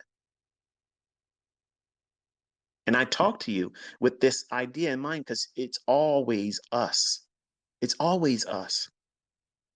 And nobody wants to be honest and tell you that shit, especially if they're selling mentorship courses, because it sounds like you're beating up your patrons, you're beating up your customers, and you want to make them be all hopped up and encouraged. Yeah, I have discussions with that too. But I look at you because I'm talking to my kids. I'm talking to you with the father role in mind. I want to see you do well. And I've fucked up a lot. And I've learned very, very expensive lessons that you can't get from these dollar mentorships. Okay. These fucking guys out there that just started this, you're not going to learn anything from them. You're not. There's nothing wrong with appreciating their approach to trying to do it on their own. There's nothing wrong with that. And if they want to pay a subscription based fee to observe them doing that, okay, call it that. But don't call it a mentorship, because you're not really teaching anything. You're discovering yourself still, and you're fleecing people in their ignorance and their pursuit to try to get there faster. And I'm trying to be a voice of reason for people. I'm not 20 years old. I've been here for a while, and I've seen a lot of things, and I'm able to do a lot of things that most of these folks probably will never be able to do in their life.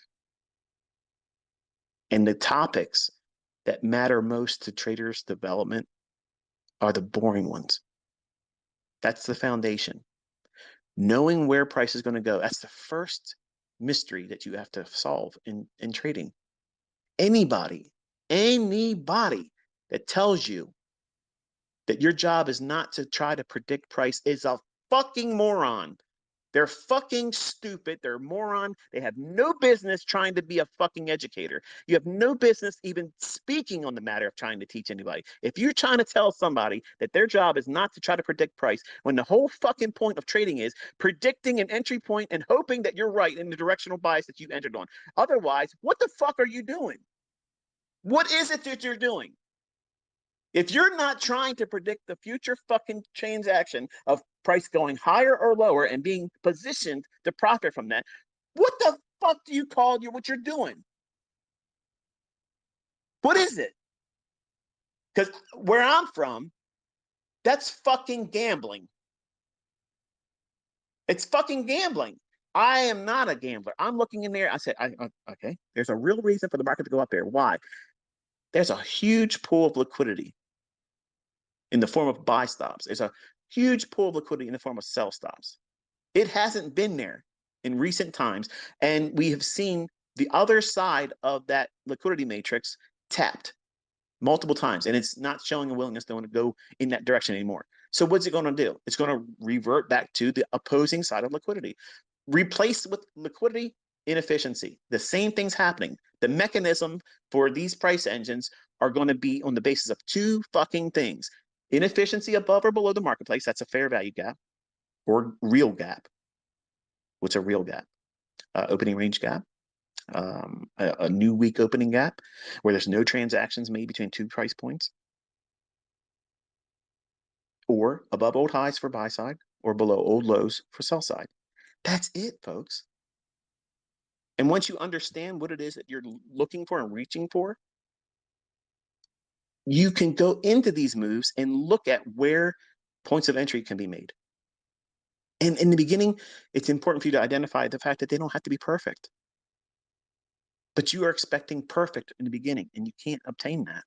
I can't deliver that to you. You are messing it up in the beginning. I messed it up.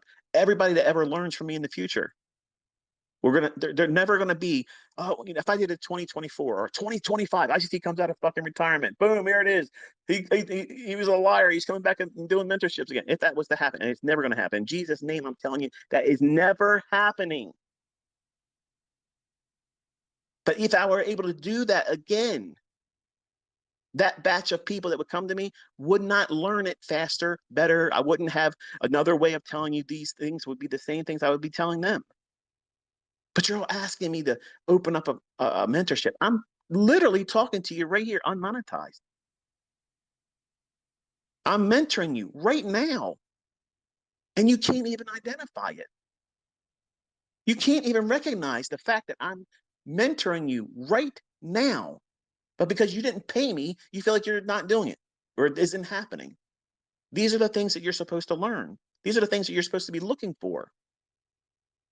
What's the point of you watching my videos or listening to me talk about it unless you're going to put it to practice? That's a terrible waste of time. If you're just listening to me and you're not doing anything with the things I'm telling you to focus on, train yourself, test, build a back testing log of journaled entries and exits and things that you studied in old hindsight moves. If you're not doing those things, you're wasting your time. And that's horrible. Why would you want to do that? Time is something that we don't get more of. And my time is fucking expensive. There's a whole lot of things I could be doing right now instead of talking to all of you. I'm not getting monetized for this. I'm not getting any reward for it, except for I know I'm talking to somebody. Somebody in this community right now that's hearing this. You may be listening to it in the future. You're not listening to it July 21st, 2023. But it's found you. You needed to hear these things. I can tell you this much. When I was 20, I needed to hear these things, but I didn't know that I needed to hear it then because I was worried about entries. I got to find an entry technique. We're getting ready to blow out that sell side, by the way. Went all the way back up to that inversion fair value gap again. Lost my train of thought. Give me a second to get a drink. 45-minute session, remember? Good old ICT. Over delivers. Anyway, failure is a choice, okay? And if you learn how to determine why should the market go to a specific level? Okay, if you can identify both ends of the perspective or spectrum, okay, and what does that mean? This morning I sent you a tweet on the Nasdaq. I'll give you one market to watch. I wanted to focus on one market. And why did I only pick one market? Why am I not looking at ES? Why am I not looking at Eurodollar? Why not cable? Wasn't cable the favorite pair of you in trading Forex? And why aren't you looking at the dollar index? And why don't you ever talk about the Dow? Why don't you worry about what I'm talking about and focus like I'm trying to keep my focus? You ever consider that? You ever ask, well, let me see what I can get from just following whatever he's looking at right now? That's what I always ask when I see people complaining about, why don't you ever talk about gold? Fuck gold. Gold is highly manipulated. Okay. You literally are asking to get burned trading gold. I know there's a lot of people out there with, they're fake brokers. They're going to show you examples of gold and this and gold and that. Gold is an event driven market. So what I do is I take my students into highly liquid asset classes. Forex was my cup of tea for a long period of time. But I took everybody's attention back to where I started as a trader in 1992, commodities and futures index. These markets are absolutely professional. There's no tomfoolery in that. There's no brokers fucking with your spread. Okay. Everybody has the same price.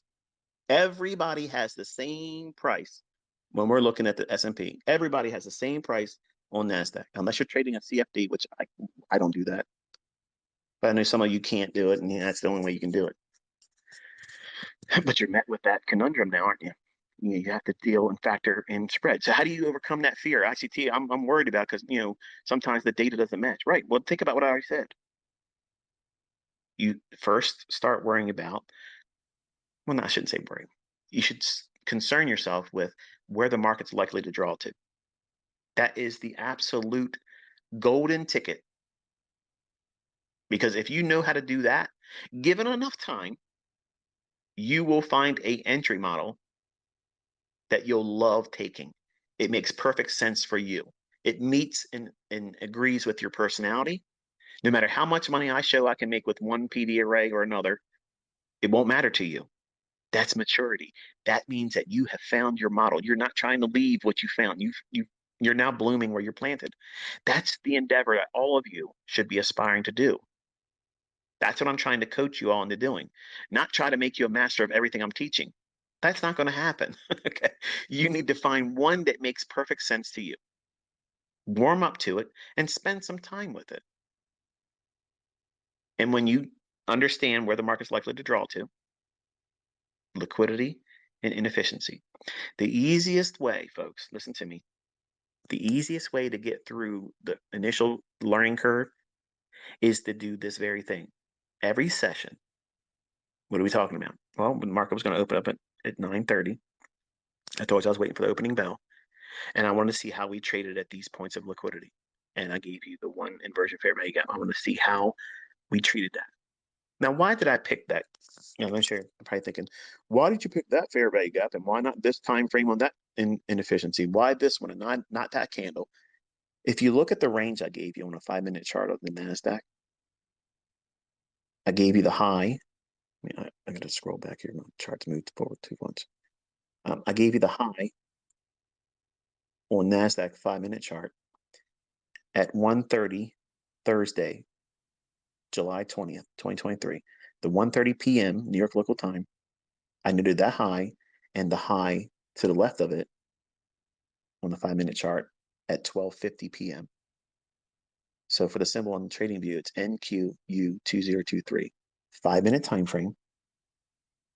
I put a horizontal line on the 12:50 p.m.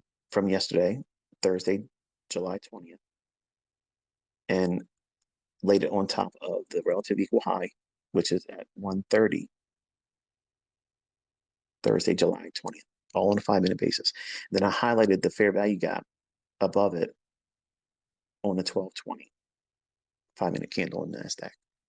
That's what that little blue shaded area was. And I gave you the liquidity in the form of buy side at 15,714 3/4. And I highlighted the sell side liquidity at 15,547 even. Now, between the low on the 5-minute chart at 325 yesterday, where I have the sell side liquidity annotated, and I'm talking about a chart I tweeted, and then the high of 11:35 a.m. yesterday. So I'm showing you a specific range, and I showed the buy side liquidity inside that range. Now, think about what I said in the tweet. I said I have no bias right now. That means, can I trade?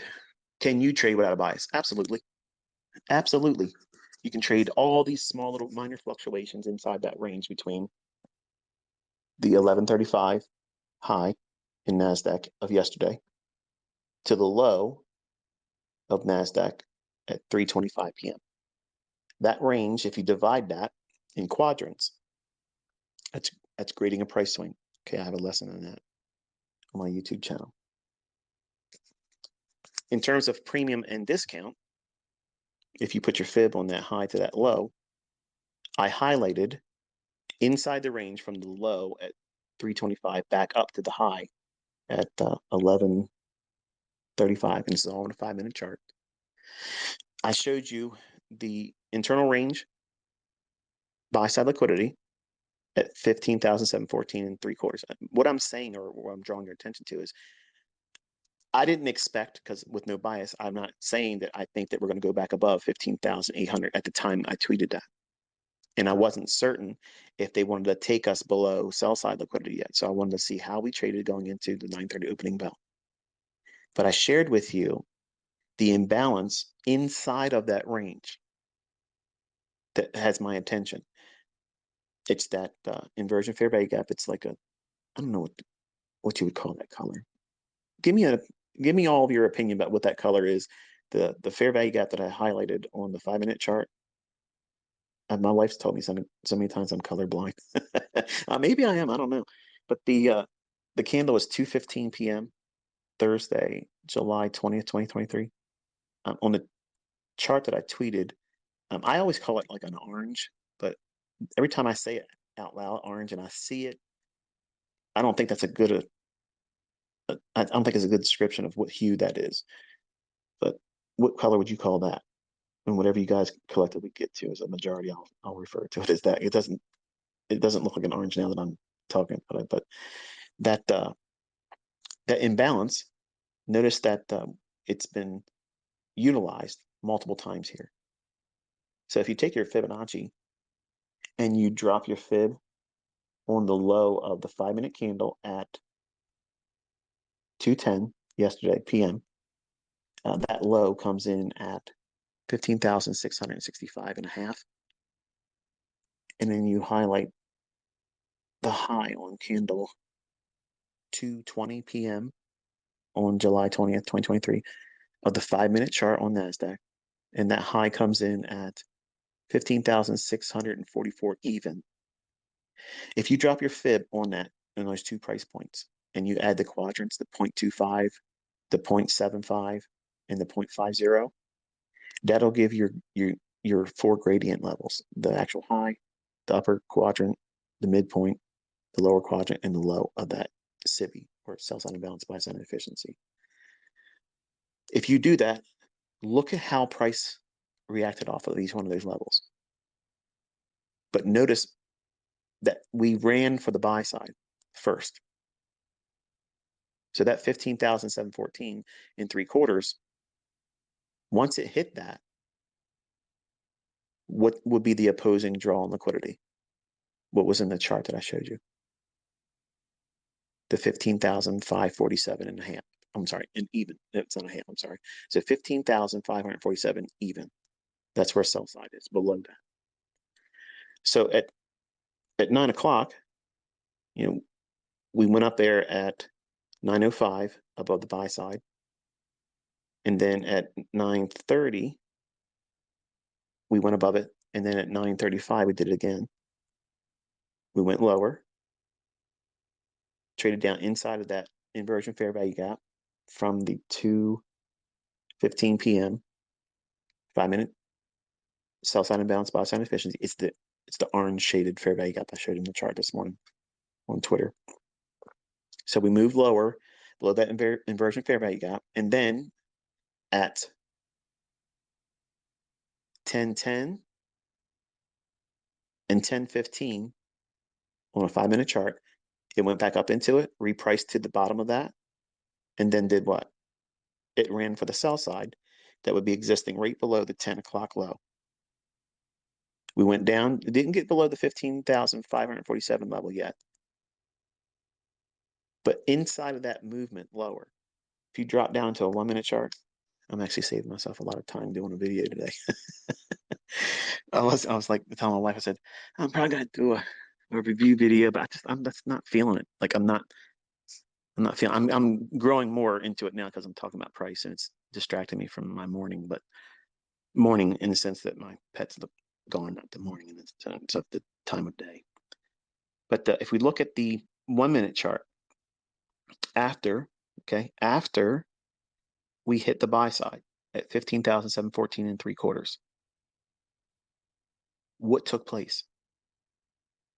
Start at 9:30. Put a vertical line on 9:30. I'll give you time to do it while I'm doing it. So put a vertical line on your chart at 9:30. I'm going to walk you through how to backtest. And I'm going to piss a lot of you off because I'm not doing it with a chart. But this is better. This is better. It forces you to go into your chart because I'm telling you all the pertinent points of reference. We're all looking at a 1 minute chart right now on NASDAQ, and the symbol for trading view is NQ2023. 1 minute chart, NASDAQ, with a vertical line at 9:30. At 9:30, we have a Judas swing. It rallies from, where's it start? At 9:30, we drop down into that inversion fair value gap. Then where's it go?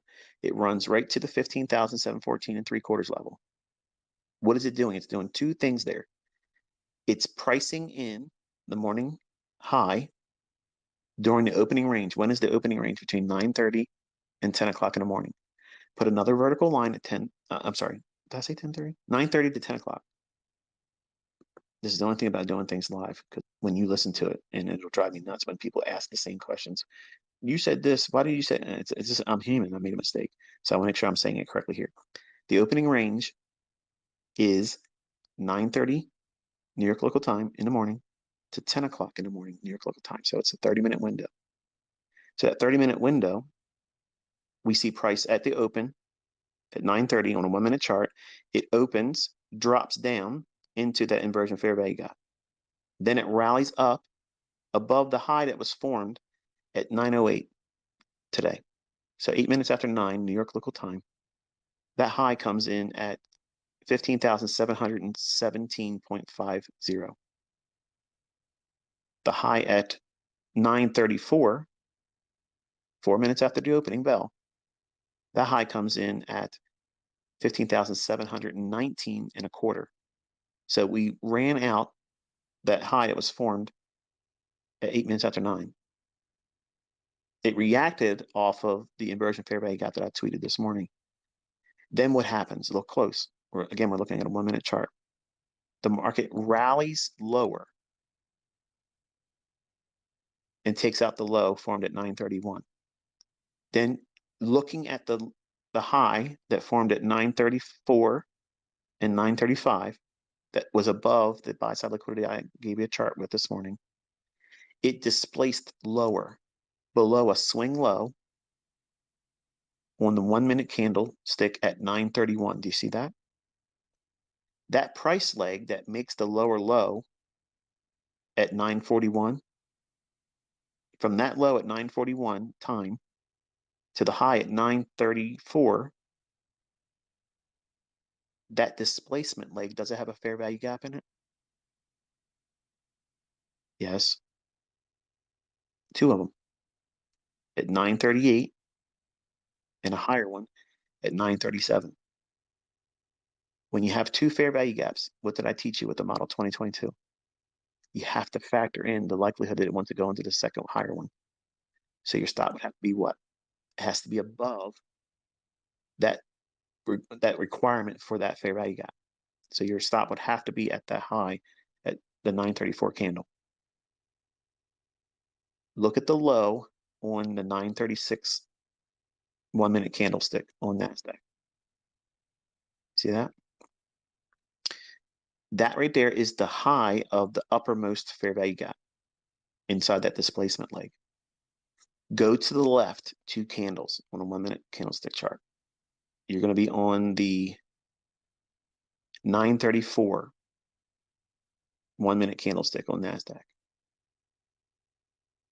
Draw a horizontal ray, or I guess it's on TradingView, it's called a ray. Highlight the ray as a trend line. Click on that. And then go over to your 9:34 a.m., July 21st, 2023. Drop it on the opening price of that candlestick. Yeah, horizontal ray. Why did I say ray? A horizontal ray. And drop it on the opening price of the 9:34 candlestick. Look at the bodies on the candlestick of 9:45 and 9:46. It's respecting that, right? What is the low of 934's 1 minute candle? 15,697 and a half. Put another horizontal ray right at that. So you have the two bodies at what is it? 945 and 946. Those bodies close and open inside of the 2 price points of that bearish order block with a fair value gap after a displacement lower, after buy side has been taken. Is that candlestick at 945 and or 946, is that not the 2022 model that I taught you last year? Yes. And then I mentioned at the time of our discussion this morning here in this Twitter space, I gave you go back to your 5-minute chart for a moment. I gave you the 9:30 p.m. Thursday, July 20th, 2023. The 9:30 candlestick on the 5-minute chart of NASDAQ. I told you that's a fair value gap. Be aware of that one. Go back down into a 1-minute chart. From the Model 22 entry at 946 or 945 candle, your stop would have to be above the high at 934's 1-minute candle. So it's not even that much in terms of range. But if you're trying to do 15 contracts on your funded account challenge or your funded account, that's too much risk. Now, go in and use that with that 1 micro idea that I was telling you about. Use 1 micro, use the worst case scenario entry. What would that be? Look at the low on the 936 candle. It's 696.25. Take 1 tick away from that. So 15,696 even. That's where you would try to get into your short there. And your stop loss would have to be above 15,719 and a quarter. So stop at 15,719 and a half. 1 micro, not mini, micro. You're teaching yourself how to trade. You're teaching yourself how to trust the setups. You're teaching yourself how to follow a model, not make a lot of money right now or at the gate. And that's not how you do this. The movement from that price point down to that fair value gap I mentioned, around the 15,588 level. Look how it delivers to it here. And then what does it do at that point? Once it gets down to that fair value gap, and again, 5-minute chart, the fair value gap I'm talking about where it trades down to is the 9:30 p.m. fair value gap on the 5-minute chart of NASDAQ. I'm sure there's going to be multiple versions of this on YouTube. So for the people that can't follow along or getting frustrated, I promise you, if you listen to what I'm telling you the very candles, you go through it with your chart and you'll see it. It's there. But we traded down to that fair value gap on the 1-minute candlestick we're on for NASDAQ right now. At 10:03, we trade into that fair value gap. The next candle we open, and then we start rallying higher. Where did it rally back up to? Some random level? The inversion fair value gap. The one I sent a tweet with the chart in it. I drew your attention into 10:01. I told you there's a fair value gap there. We have repriced back up to the inversion fair value gap. That fair value gap that I told you that was at 10:01, do you see how it's reacting off of it right now? We went from the fair value gap that I mentioned in this Twitter space up to the inversion fair value gap, which you knew about from the tweet this morning. And then it trades down in the direction of the sell side at 15,547 even. Remember, that's where the sell side resides. Does it need to go to that sell side? This is where the critics and the people that are selling courses will say, see, ICT's concepts don't work, or ICT got it wrong because it didn't go yet below 15,547. But what did it offer? Their sell side now below the 10:03 and 10:04 lows, wouldn't it? That price run back up to the inversion fair value gap trading around the 15,645, and then it sells off. It goes below the lows at 1003 and 1004, respectively. So there's sell side below that. It doesn't need to go to 15,547 even or lower. I believe it still might do so, but for you to find a trading opportunity, do you need it to do that? No, because it's offering you the opportunity to take obviously a partial at the fair value gap I mentioned during this Twitter space. And then it rallied up to the inversion fair value gap, offered what? At 1017, what is that inversion fair value gap? Repricing back up to it and acting as resistance on a 1 minute chart, and then going lower in the direction of the 15,047 lows that we were looking for it to go below. Look at the fair value gap inside of that inversion fair value gap. On a 1 minute chart, it's the candle at 9:48 a.m. today. See that?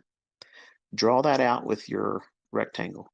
Go on your trading view and highlight the candlestick's low at 9:47 to the high of the candlestick of here, 9:40. It comes up, bumps the low of that fair value gap, and that candlestick at 9:49's high is 15,647 and a half. The high of 1017's candle is 15,648 even. So we went into that fair value gap. And it's also the inversion fair value gap.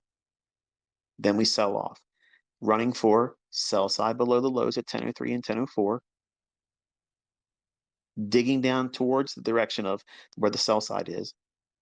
Then it runs back up into the fair value gap I mentioned this morning during this Twitter space.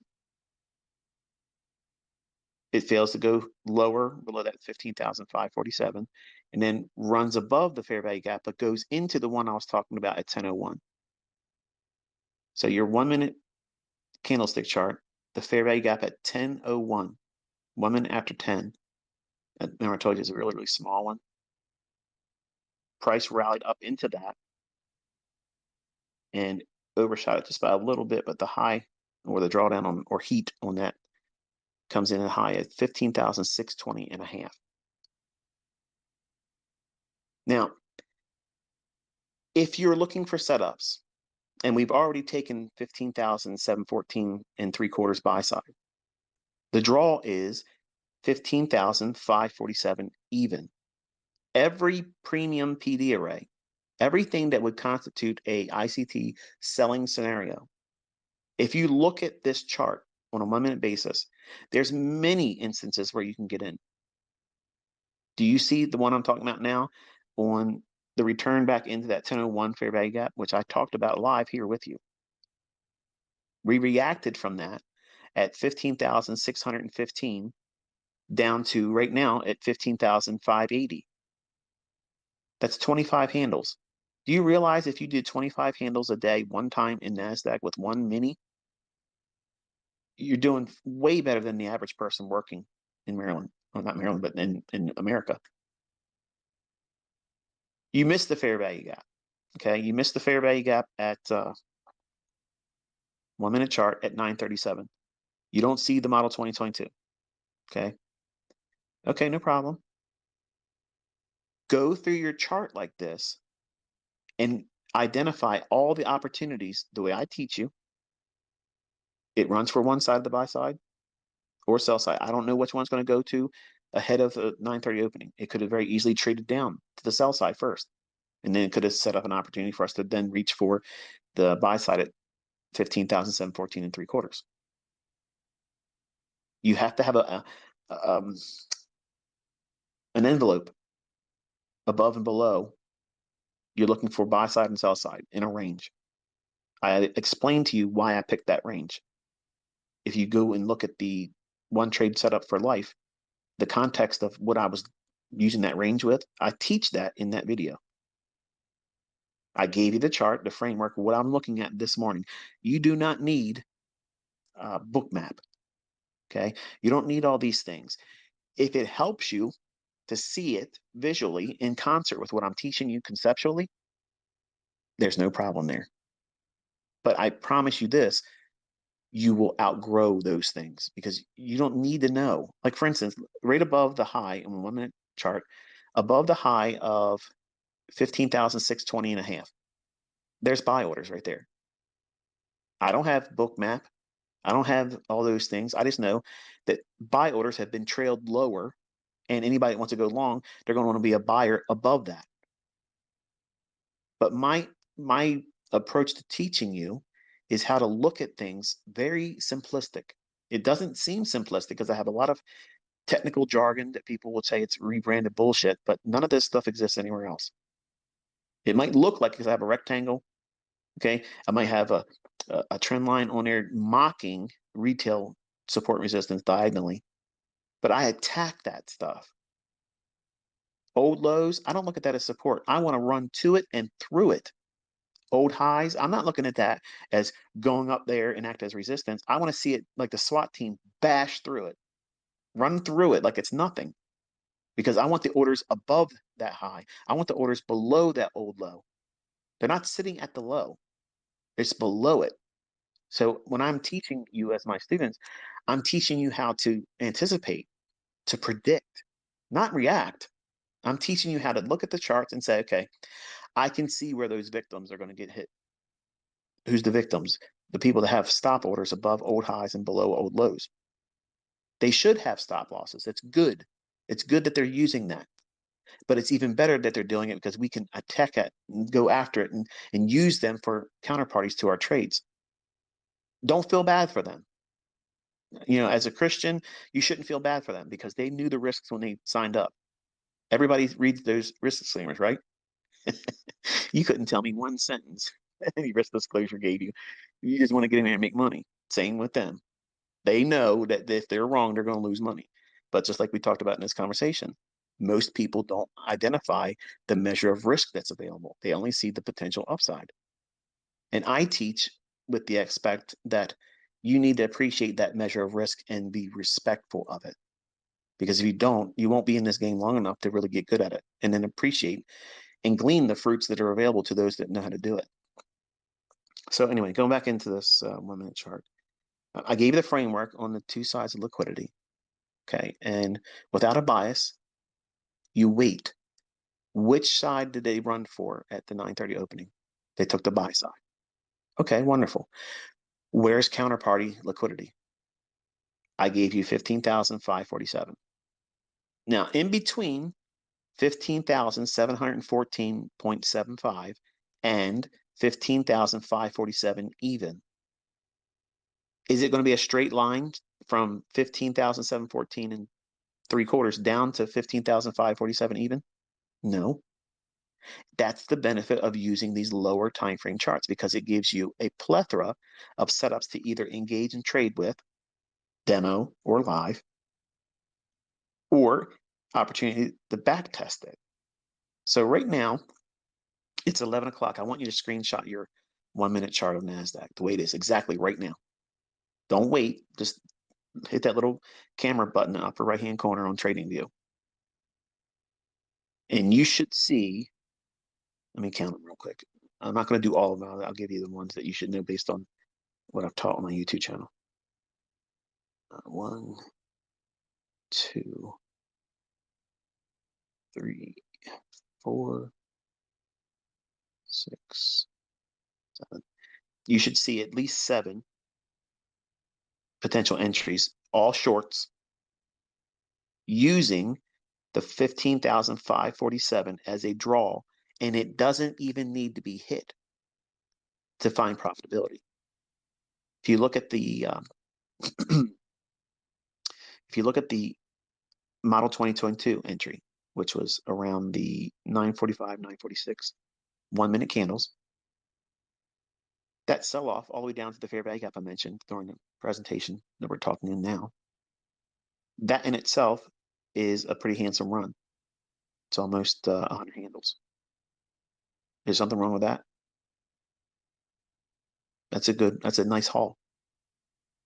Then it returns back up into the inversion fair value gap, goes lower, runs out the lows that were formed at 10:01 and 10:0. I'm sorry, Yeah, 10:03 and 10:04, 1 minute lows, and just fall short of the 15,447. So the sell stops that are resting just below that level, they're still intact. I don't trust that they're going to stay intact, but that's where we're at right now at the time of the live Twitter space. But then we run right back up into that fair value gap I mentioned, the note on your chart, all the way back up into the 10:01 fair value gap. And then it sells off once more. Going into what? Where was previous intraday liquidity? It was below the 10:03 and 10:04 lows. There was sell side down there. So what's happening there with that drop at 10:58? Traders that had longs that watched it turn at 10:30 and start to rally, that retracement is going back for them. That would have raised their stop loss up. That was below. They were thinking that 15,547 is support. When we've seen it turn go higher, they're going to be aggressive. They don't want to get a losing trade. They're going to cram their stop loss up just below the old support at 10:03 and 10:04, and that run right down there at 10:58 goes back in that same old pool of liquidity. So it's digging down into intraday liquidity like that. You got to be really noting it. It's not just simply imbalances, or it's not simply, well, let me say it this way. Just like I teach you that inefficiencies are not one and done. In other words, they don't just get repriced and refilled with delivery of price, and then that's it. We don't worry about them anymore. They're going to be referred back to. That low that was formed at 10:03 and 10:04 on the 1 minute chart on NASDAQ, the algorithm will refer back to that again, even though it made a lower low at 10:30. So that low, it doesn't know. Listen to me, okay? It's very important. The algorithm does not know how many orders are above or below any specific level. It doesn't need to know. Human nature is that's where the orders are going to go, because that's where you're all trained to put them. So the price goes right back down to it again, because the fact that we didn't take out that 15,547 even level, there is liquidity resting below that. It doesn't know how many orders are there. It just knows that it has not purged that area yet. It's called handshaking. Okay, so when the algorithm runs to these areas where pending orders would be, that function is called handshaking. So the price is offered at that level, so that way orders that would be there, it has no understanding or awareness of how many orders there are, but it goes there to permit the opportunity for liquidity to pair willing buyers with willing sellers. That's the handshaking aspect of it.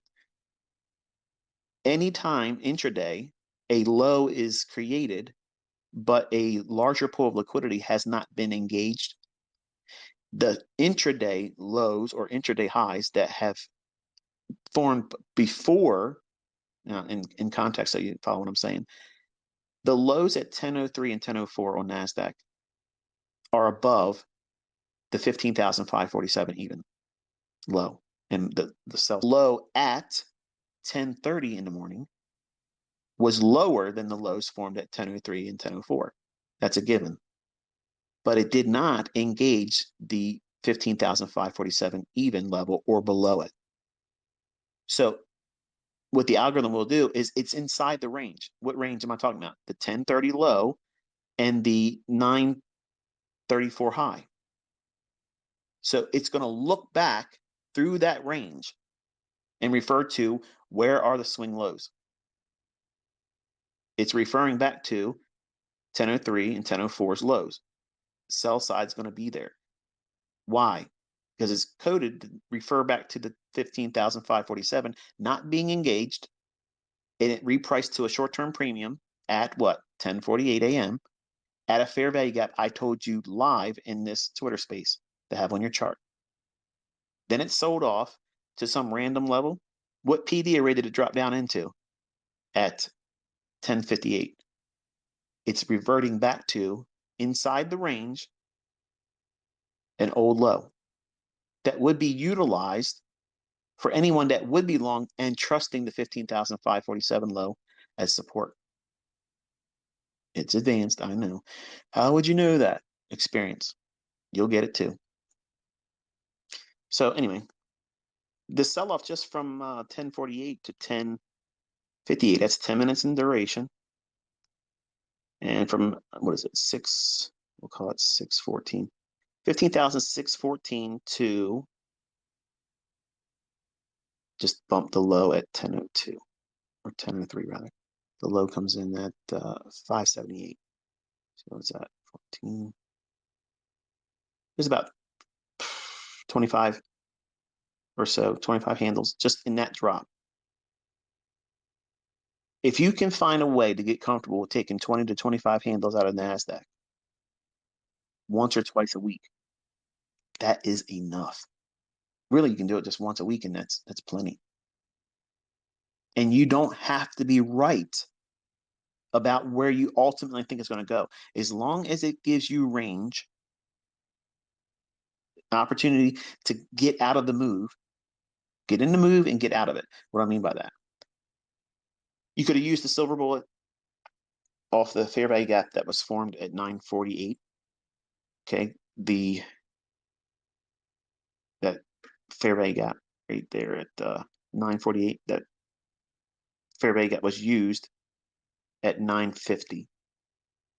So trading down into the fair value gap I mentioned in the live stream or this presentation, from that point of entry at 15,649 and 3/4 down to the fair value gap, we'll call it at 15,588. That's in itself a significant price run. It's not 5 handles, it's not 10 handles, it's significant. Using that same fair value gap on the 1-minute chart for NASDAQ and the high formed at 10:17 a.m. today, aiming for the lows of 1003 and 1004, will we be below that sell side? If you sold short at the inversion fair value gap at 644 even, and then rode it down to the low at 578, think about how many handles that is. And it does not need to get to the 15,547. That draw is like a magnet. Okay. That's how we're using liquidity. That's how we're using premium or discount inefficiencies. It's a catalyst to anticipate price going to that level. If you take a strong magnet, maybe you did this like I did as a student in school. If you put a magnet underneath a desk at school, okay, and you have a whole box of paper clips and you drop them above onto the desk, is every single one of those paper clips going to go exactly right where the magnet is? The majority of them will be scattered all about, but then you'll have this concentrated pile of paper clips that go right to where the magnetic field is strongest.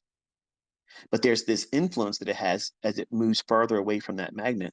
The paperclip will fall right there, and it'll be just enough to hold it. Well, think about that magnet effect being at 15,547. And you're seeing how from 934, the high on NASDAQ, how we started moving towards where the magnet, I'm sorry, 15,547 even. And below it, there's sell side below that. Just like every one of those paper clips aren't going to land and stick to the highest form of magnetism that magnet is offering below the school desk at school. You're going to have this spread out array of paper clips that just fell, not randomly. It's being influenced by the magnetic waves of that magnet. The same thing's going to happen in price action. You're going to have all these little collections of swing highs and swing lows and a collection of candlestick bodies that form at specific price levels. These price levels, the inversion fair value gap, the fair value gap, and the ones I talked about live here, Those are those distant magnetic field levels, just like in the same example or analogy I'm using for in a real world. If you take a magnet and you drop paper clips on top of a wooden desk, the magnet's going to draw and influence every paper clip within its field of influence. And we're seeing that same cause and effect in price delivery, but not randomly. See, you can't see where those arcs are in the field of magnetism that that magnet may be utilizing, like orbits, okay? The influence of how far away from the magnet it can be strong enough to hold or influence a metal object that's light in weight. Well, price, it's going to react, but gravitate to this source of magnetism. And liquidity is that magnetism. The effects of how fast we get there, that's a variable. And that variable is understood based on the economic calendar, time of day, and what we have done in the present range. And what do I mean by that? If you look at the high, this is turning into a PhD level shit, ain't it? At 934, that high, and we anticipate, this is important, folks, the range high in terms of buy side liquidity, I gave you that this morning at 15,714 and 3/4. The low for the sell side was 15,547 even. So if we're bumping the buy side when no bias is there, right away our mind goes to, okay, what's the counterparty to that liquidity? It's the 15,547 even level where sell side would reside. So we can anticipate, we can predict. We're not reacting, we're anticipating. We are predicting that the market is likely, most probable, to go towards its opposing liquidity. So our belief is this: at 9:30, there's always some kind of measure of manipulation. That Judas swing, that fake price run that gets everybody hopped up thinking it's going to go because it did this first. Okay, I like the first move mentality, but it has to be used and incorporated in the proper sense, and that's why I gave you that range of where liquidity is and that inversion fair value gap, because it's going to be influential this morning, and you can clearly see now it has been. But that first initial run higher to the buy side, that makes it likely that we're going to go lower. So if we know that the buy side is measured at 15,714.75, and we are interested in the liquidity that's below the relative equal lows on NASDAQ at the level of 15,547 even, if we put a fib on that high down to that low of 15,547 even, if we do that, I'm going to ask you to do it live, okay? Do it with me as I'm doing it. Make sure you put your quadrants in. It's the 0.25, 0.75, and 0.50 levels. Okay, you should have them on there by now. If not, you can use the benefit of having this as a recording. So what I have is I have my Fibonacci laid on the actual high of the day. I don't have it laying on top of the 15,714.75 level. That's not what I'm doing.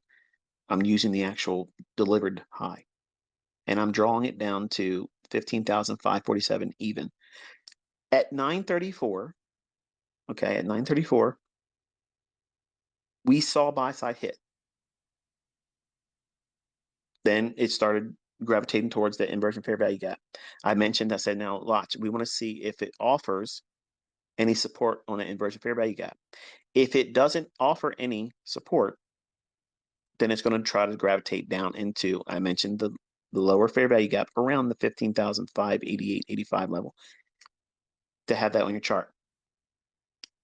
The market dropped, gave us a silver bullet at 9:48. It offered entry on that at 9:50, but it also qualified a model 2022 at the 9:45, 9:46 1-minute chart. Using that implied dealing range. Now, implied dealing range means that we are anticipating a price run in a direction So we're predicting price. We're anticipating price going to a specific level. What level? 15,547 even. So if we're up at 15,714.75, or seeing that shift in market structure that occurred below the low at 10:30, I'm sorry, at 9:31, and it broke that low and turned higher at 9:41, we have a shift in market structure after taking buy side right away. All of you that followed the model 2022 that I taught last year on YouTube channel for free, that model is delivered right here. So what's the draw on liquidity? We're anticipating it's likely to go for sell side at 15,547 even. So if we use that frame of reference, we can put a Fibonacci on that and anticipate everything at the 50% level or higher is deemed high probability for a short in the direction of 15,547 even. That's what the algorithms is focuses. It's presenting opportunities for that very condition. So we're seeing many examples of doing that. You can see the model 2022 entry at 945, 946 on a 1 minute chart, where it trades up into the fair value gap after a shift in market structure lower. Then it drops down into the inversion fair value gap that did not lend support, created a sell side imbalance, buy side inefficiency at 948 on a 1 minute chart of NASDAQ. And then at 950, it gave you the silver bullet entry. Where's the draw on liquidity? The sell side. It's 15,547. So it gives you another opportunity to get into the silver bullet at 955. Then what are we expecting at 950 to 1010? There's a macro. We're going to expect what? Price to spool, start running. For what? Sell side. What direction? Down. Okay, what did I tell you to look at? There's a fair value gap around the 15,585, 590 area during this presentation. It sells off and quickly runs down into it. Told you when we got there, okay, we're trading down into it now. It's all in this live presentation called to you live. And then I talked about a fair value gap that you want to have on your chart at the 1 minute time frame at 10:01. Have that on your chart. It reverts back all the way up to the silver bullet, fair value gap, and inversion fair value gap, which is the one I showed in the chart that I tweeted. I promise you this, the folks that are willing to go through this like this, you're the ones that's going to do well. I know there's some of you that are pissing and moaning right now. I can hear you. You should have did this with a video. You know what? This would have been fun and interactive for me if someone did this for me. When I was coming up and doing this live and talk about all the, like, that would be fun. Before TV, it was everybody sat around a radio and they had to listen and they used the imagination of character, development that was audibly shared in storytelling, but your mind could paint far better pictures that any Marvel movie would have done. This learning approach right here, it may not suit you right now, but it will force you to go into the charts instead of just Netflix and chill with ICT. That's not it. You got to go in and literally dissect everything that is available to you. And when you back test, you're going to do this anyway. So if you're against this, you're not going to learn how to do it. But the market spools lower from 1055 to, I'm sorry, 955 to 1003, 1004. And then it rallies back up into the inversion fair value gap, sells off again, and goes into the 1030 low. We are meandering around. Look at the consolidations that are occurring at the 15,590.00 level. That's the lower quadrant level. It's also that fair value gap I told you before it actually became used in price action. So before we drop down to it, I told you about that fair value gap. But look what it's done. It's around the lower quadrant of the range between today's 934 high to the 15,547 low that we were referring to as sell side liquidity. That's the relative equal lows from to the left of your chart. We have one reaction at that level at 10:03, 10:04. Then price finds use of that lower quadrant at 15,590. I'm using the Fibonacci level of 0.25. It works that level at 10:34, 10:35, at 10:40, then trades above it to the fair value gap I mentioned on the 1-minute chart to have that on your chart. Then it gravitates lower, sweeping the lows that were formed at 10:03 and 10:04. Then it rallies back above and then finds support at that same lower quadrant and the fair value gap. Took the buy side that's resting above 10:48 a.m. up to a high that did not return to the inversion fair value gap, but it made enough of a price run without trading with a bias. I'm sorry, trading without a bias rather. You can use all these points of liquidity, back and forth trading. But I want you to know that even though that there's opportunities that go long in here, it's better, it's more appropriate for you to filter those out and look for the shorts until we're proven that the 15,547 is not a factor for today. Now it's at 11:25 right now. So the market's been trading for almost 2 hours. I am questioning the sell side still below 15,547. It does not mean it has to be delivered. It doesn't mean I'm going to be right. I'm just suggesting to you that going through the rest of today, study and see if this market wants to gravitate down there. It may not want to do it before lunch ends. It may do it during lunch. It may not do it at all today. Okay. But going through the motions, you can see how we had multiple entries at the 50% of that Fibonacci on the dealing range from the 934 high to the implied dealing range low of 15,547. Multiple shorts were offered. 15,547 did not get breached, but it still offered many opportunities to get short and take handles out of the marketplace. 20, 25, 100, 70. Those are in this chart. Do you need a bias? Not if you know how to trade internal range liquidity. If you can trade internal range liquidity, you don't ever need a no bias. It's advantageous that you do, because otherwise you wouldn't anticipate trending days. And when trending days come, you will get burned trying to trade intraday volatility. Perfect example, like I guess it was last week, where the market just kept on moving. Or was it this week? My mind's a little blurred right now.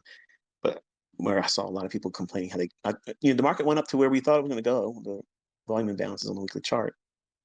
But there wasn't a whole lot of entries. There was a lot of entries, but not as many as you're used to and accustomed to seeing.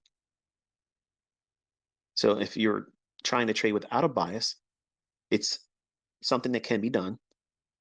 But I don't want you to think that, well, let me just avoid trying to be good at picking bias or draws on liquidity because I can't do it right now. So, that's not wasting any time. I'll just be the trader that trades without a bias while you don't know how to trade, and you're going to hurt yourself.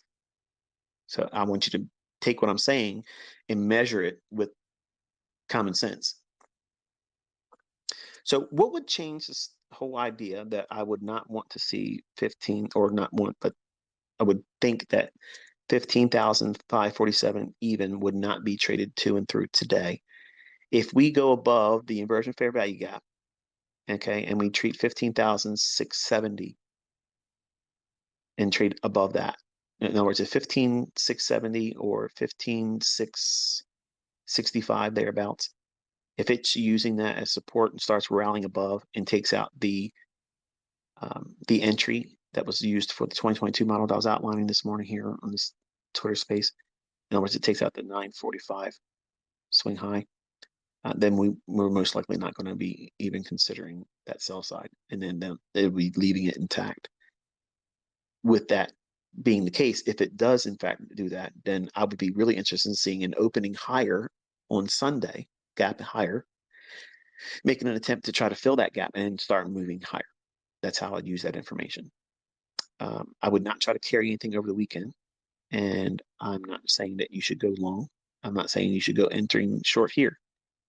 So everything I'm saying, I'm giving you context that way. Nothing in this presentation can be taken out of context. So you understand what I'm saying, what would cancel this, what would I look for going forward the rest of the day. Here's one for you. I like the idea that we're going lower as long as we stay below that inversion fair value gap, basically, is what I'm getting at. So as long as that orange shaded rectangle that I put on that chart and tweeted to you this morning, that you should have on your charts already annotated, as long as we're below that, my mind is thinking that we're going to try to at least try to make a sweep below that 15,547. Am I expecting a lot of downside below that? No, but I just think that that would be reasonable to trade down there. And if it just stays in consolidation between the high and the low that's already formed today, it wouldn't surprise me either. Because I haven't changed my stance with this being primarily bullish. So I'm not trying to coax you into, oh, we're in a bear market, even though we were looking for sell side right when it was about to deliver the very day, and we've been going down since. So twist the knife, ICT, twist the knife. Anyway, I'm not sure what you got out of the day, but I felt like I needed to talk. So I'm glad I did. I feel clean now. It's like therapy for me. So this is, I guess, the part that I'm not saying I'm going to be on Twitter post November, but if I put something up, in any capacity, it would probably be something like this, where, maybe SoundCloud, something to that effect, where I'm kind of encouraging you, because, a lot of you are upset knowing that I'm not going to be as active. It's actually better for you. It's better for you to not have this many engagements with me, because you have so many things to study and so many things to discover about yourself.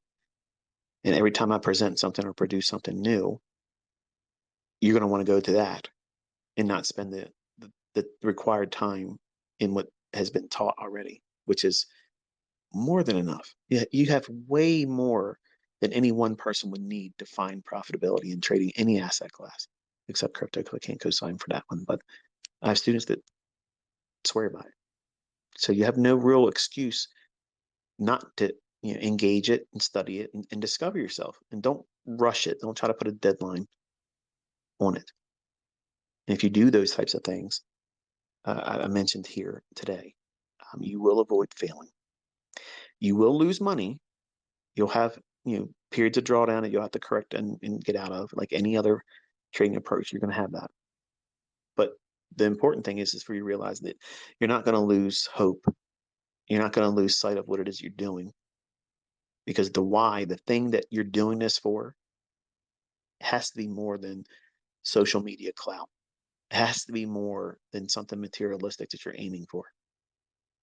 And there's no better real reason to do it than financial independence. And it may not be a complete financial independence. It may be a partial, where a certain measure of your monthly income is met by this. And to me, that is a win. That's not failure.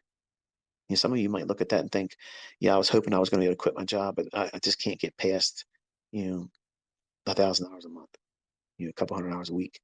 I just can't seem to do better than that.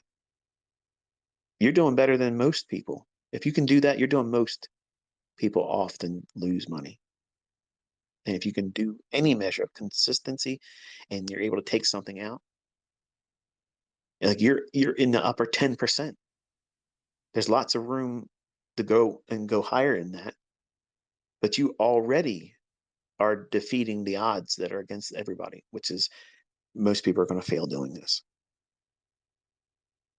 And I can't guarantee that all of you are going to be successful.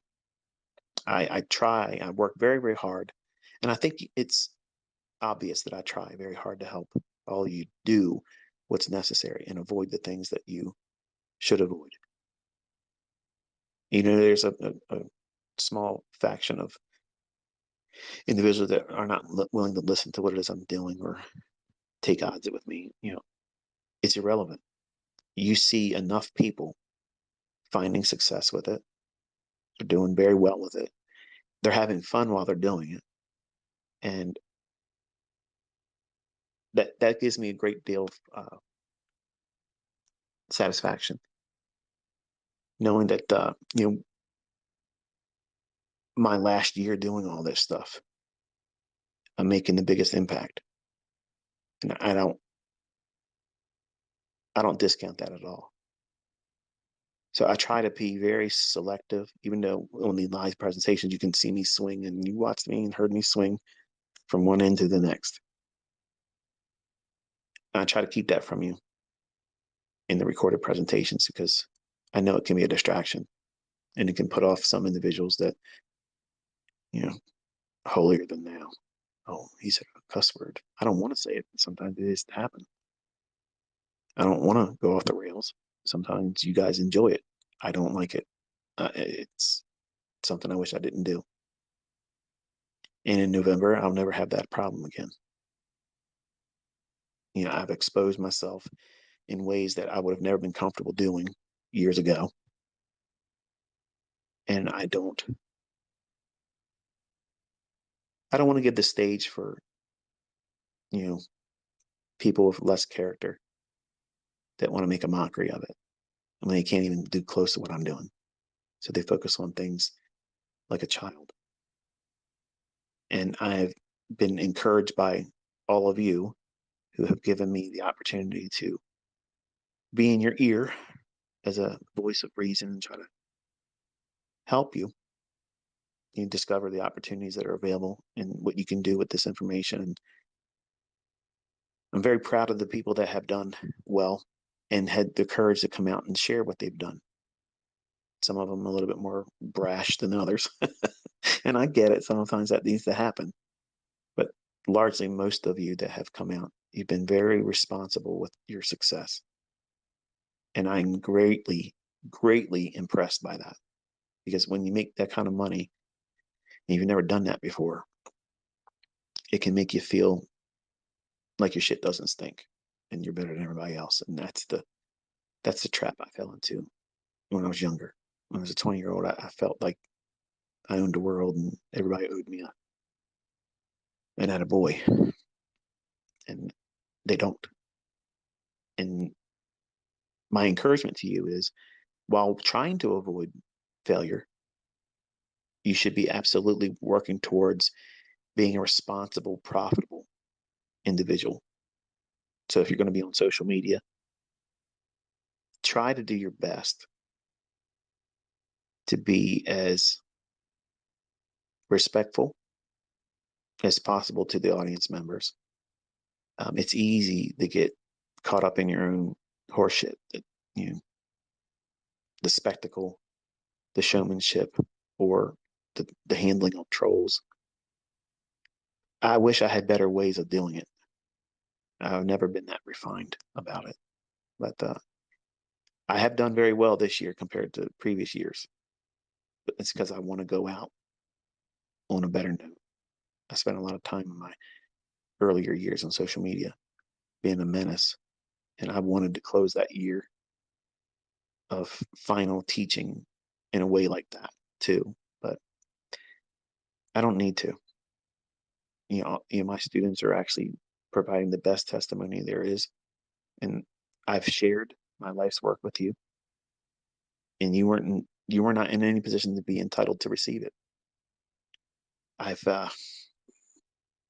seen some stories from people that have tried and failed, and those individuals, they stick with me, and I take their testimonies and I try to fortify any new lessons to try to overcome what they mentioned were barriers for them. It doesn't change or remove the influence that we have individually over our trading. That's it. Like, you own it. Like, whatever the results are, good or bad, they're yours, and you earned them on both ends of that spectrum. When you're doing this, it's one of the most difficult things in the world to do because it's highly technical. It's always evolving. risk is always there, and you're dealing with yourself. And if you make it harder by allowing other people into the experience, whether it be your family members, your social media friends, or other people, it compounds the difficulty. So I try to coach you and remind you that you don't need to make this an Olympic feat.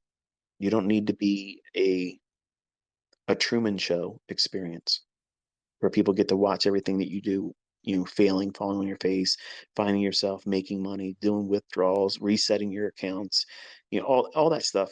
You're inviting much more that's necessary, or even what should be even considered.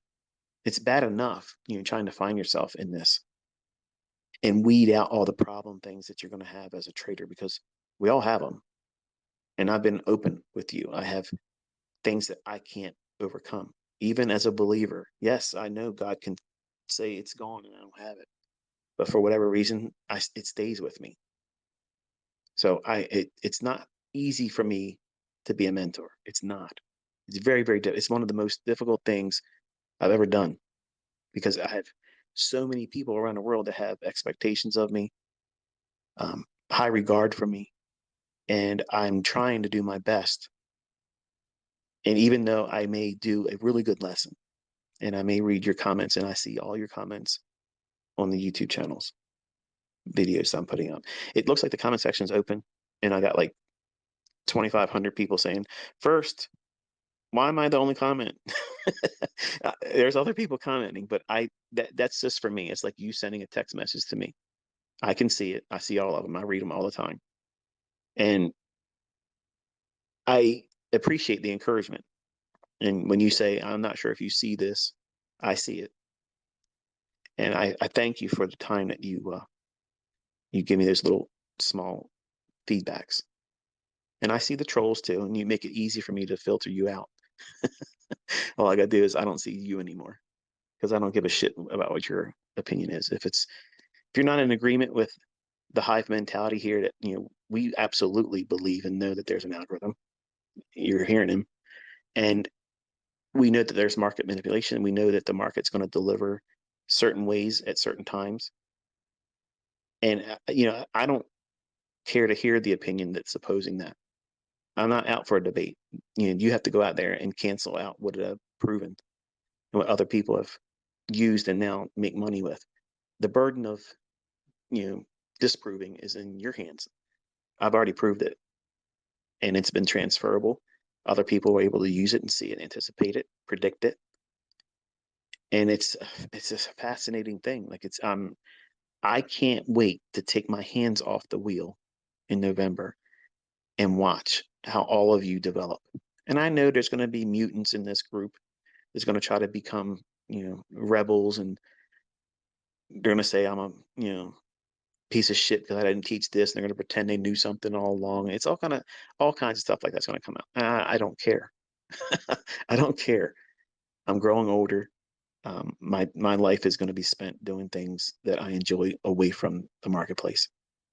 I don't need to trade. I don't need to do any of this anymore. And when I'm done, I'm comfortable. I'm satisfied that I taught everything to the best of my ability. And there's no future anything. Whatever I put out in those books is going to solidify that I'm the author of all this stuff. And that's the final reference and talking point on it. And anything else you need to find is this, study what you have your hands on. I don't want to be on your talk show. I don't want to be in your teaching circuits. I don't want to be on tour with your things. I don't want to be on your podcasts. I don't want to be interviewed. I don't want any of that stuff. And it's not because I'm wanting to be rude to you. I want to diminish. I don't want to be going up. I want to hit 1 million subscribers. That's a bucket list thing I wanted when I first put a YouTube channel out. If it goes beyond that, whatever. But I don't want to be a celebrity. I don't want to be in the limelight. If I did, trust me, I would be all over the place, face everywhere, and talking and being on this one and that one's thing. I don't want to be. And I get offered every single day. I don't want it. So if you're thinking about and contemplating contacting me, or you want to be able to email me, you want my email address to ask that question, listen to me. I don't want to do that. It's not about image. I don't want to be in front of the spotlight. November, I'm done. And you'll have all the freedom and time to invest in what it is I shared with you. And I'm looking forward to seeing what you do with it. All of you. It's not selfish of me to do this. You should want me to do this because I've spent my entire life doing it. And I'm looking forward to being with my family, away from all this stuff. I'll still be looking in, but I'm just not going to be this accessible. Everything will still be up. You can watch it and study it, and everything will be there. But I'm not going to be engaging all of you like this. Truth be told, I'll be watching things on social media quietly, but I won't be allowed to do anything online, let's just say it that way. But it'll be interesting and fun, I'm sure. Look at the fair value gap at 10:01 on the 1-minute chart of NASDAQ. Okay, I mentioned that this morning during the live presentation. We worked off of the run almost formed at the 1-minute candlestick at, give me here, 11:32. So the 11:32 high, it ran out the buy side above 11:11. We went down, created a fair value gap at 11:33, and then we rallied up into it at 11:37. So that's a institutional order flow entry drill and a volume imbalance, or I don't know if that's a volume. My eyes are failing me here. Yeah, it's a small little volume imbalance between the candles at 11:33 and 11:34. It fills a volume imbalance and institutional order flow entry drill at the 1-minute candlestick at 11:37 just a few moments ago. And then we consolidated around that 10:01 fair value gap and then dropped down into the fair value gap I gave you on the 5-minute chart around the 15,590-ish area. Look where the bodies of the last 3 candles are. So look at the body close at 11:44, and in that small little candle body at 11:45, and then the low of 11:46, 1-minute candle. It's respecting that fair value gap. And then we're inside of a fair value gap at 11:43. So I would want to see it move energetically lower from here. If not, we're going to consolidate and probably run the buy side at 15,650 going into lunch. So it's kind of like the last ditch attempt for the morning session going into lunch. If it doesn't drop here, my expectation would be during lunch, it'll probably want to clear up all that smooth buy side is at the low quarter or quadrant of the inversion fair value gap. But I haven't lost my interest in that 15,547 yet. But I did lose interest in staying on here. So I have to go grab something to eat and take Bailey for a walk. Real quick, I had a guy ask me the picture I showed of my boxer at the bottom of my stairway in my house. That's Bailey. That's not Bella, by the way. Bella is, she's gone now. But Bailey is outside my door. I can hear her down here whimpering. She wants me to spend time with her. She has no idea what's about to happen next Thursday. We have 2 boxers delivered to us, 2 females, and she's going to lose her mind. I just hope she treats them nicely because between Bella and Bailey, Bailey was always a little bit more brutish. She beat up Bella a couple times, and I'm hoping that she accepts these 2 little ones. She's always been motherly with her toys, like even when Bella's been gone. And she treats her toys like little puppies. She carries them all to her bed and she lays with them and stuff. So I'm hoping that she'll mother these 2 and not try to kill them. I'm gonna have my hands full starting next Thursday with that too. So at any rate, I'm gonna close. have yourself a very pleasant day and enjoy your weekend. This is the Saturday shotgun, just done on Friday because I have a weekend of my family and my wife poolside. So I probably won't have the opportunity to do this again. And I needed to talk to y'all to get it off my chest. So I've had fun today. And if you didn't have fun, I apologize. And hopefully you got something from the discussion. If not, sorry. It was more therapy for me than you. Until I'll talk to you next time.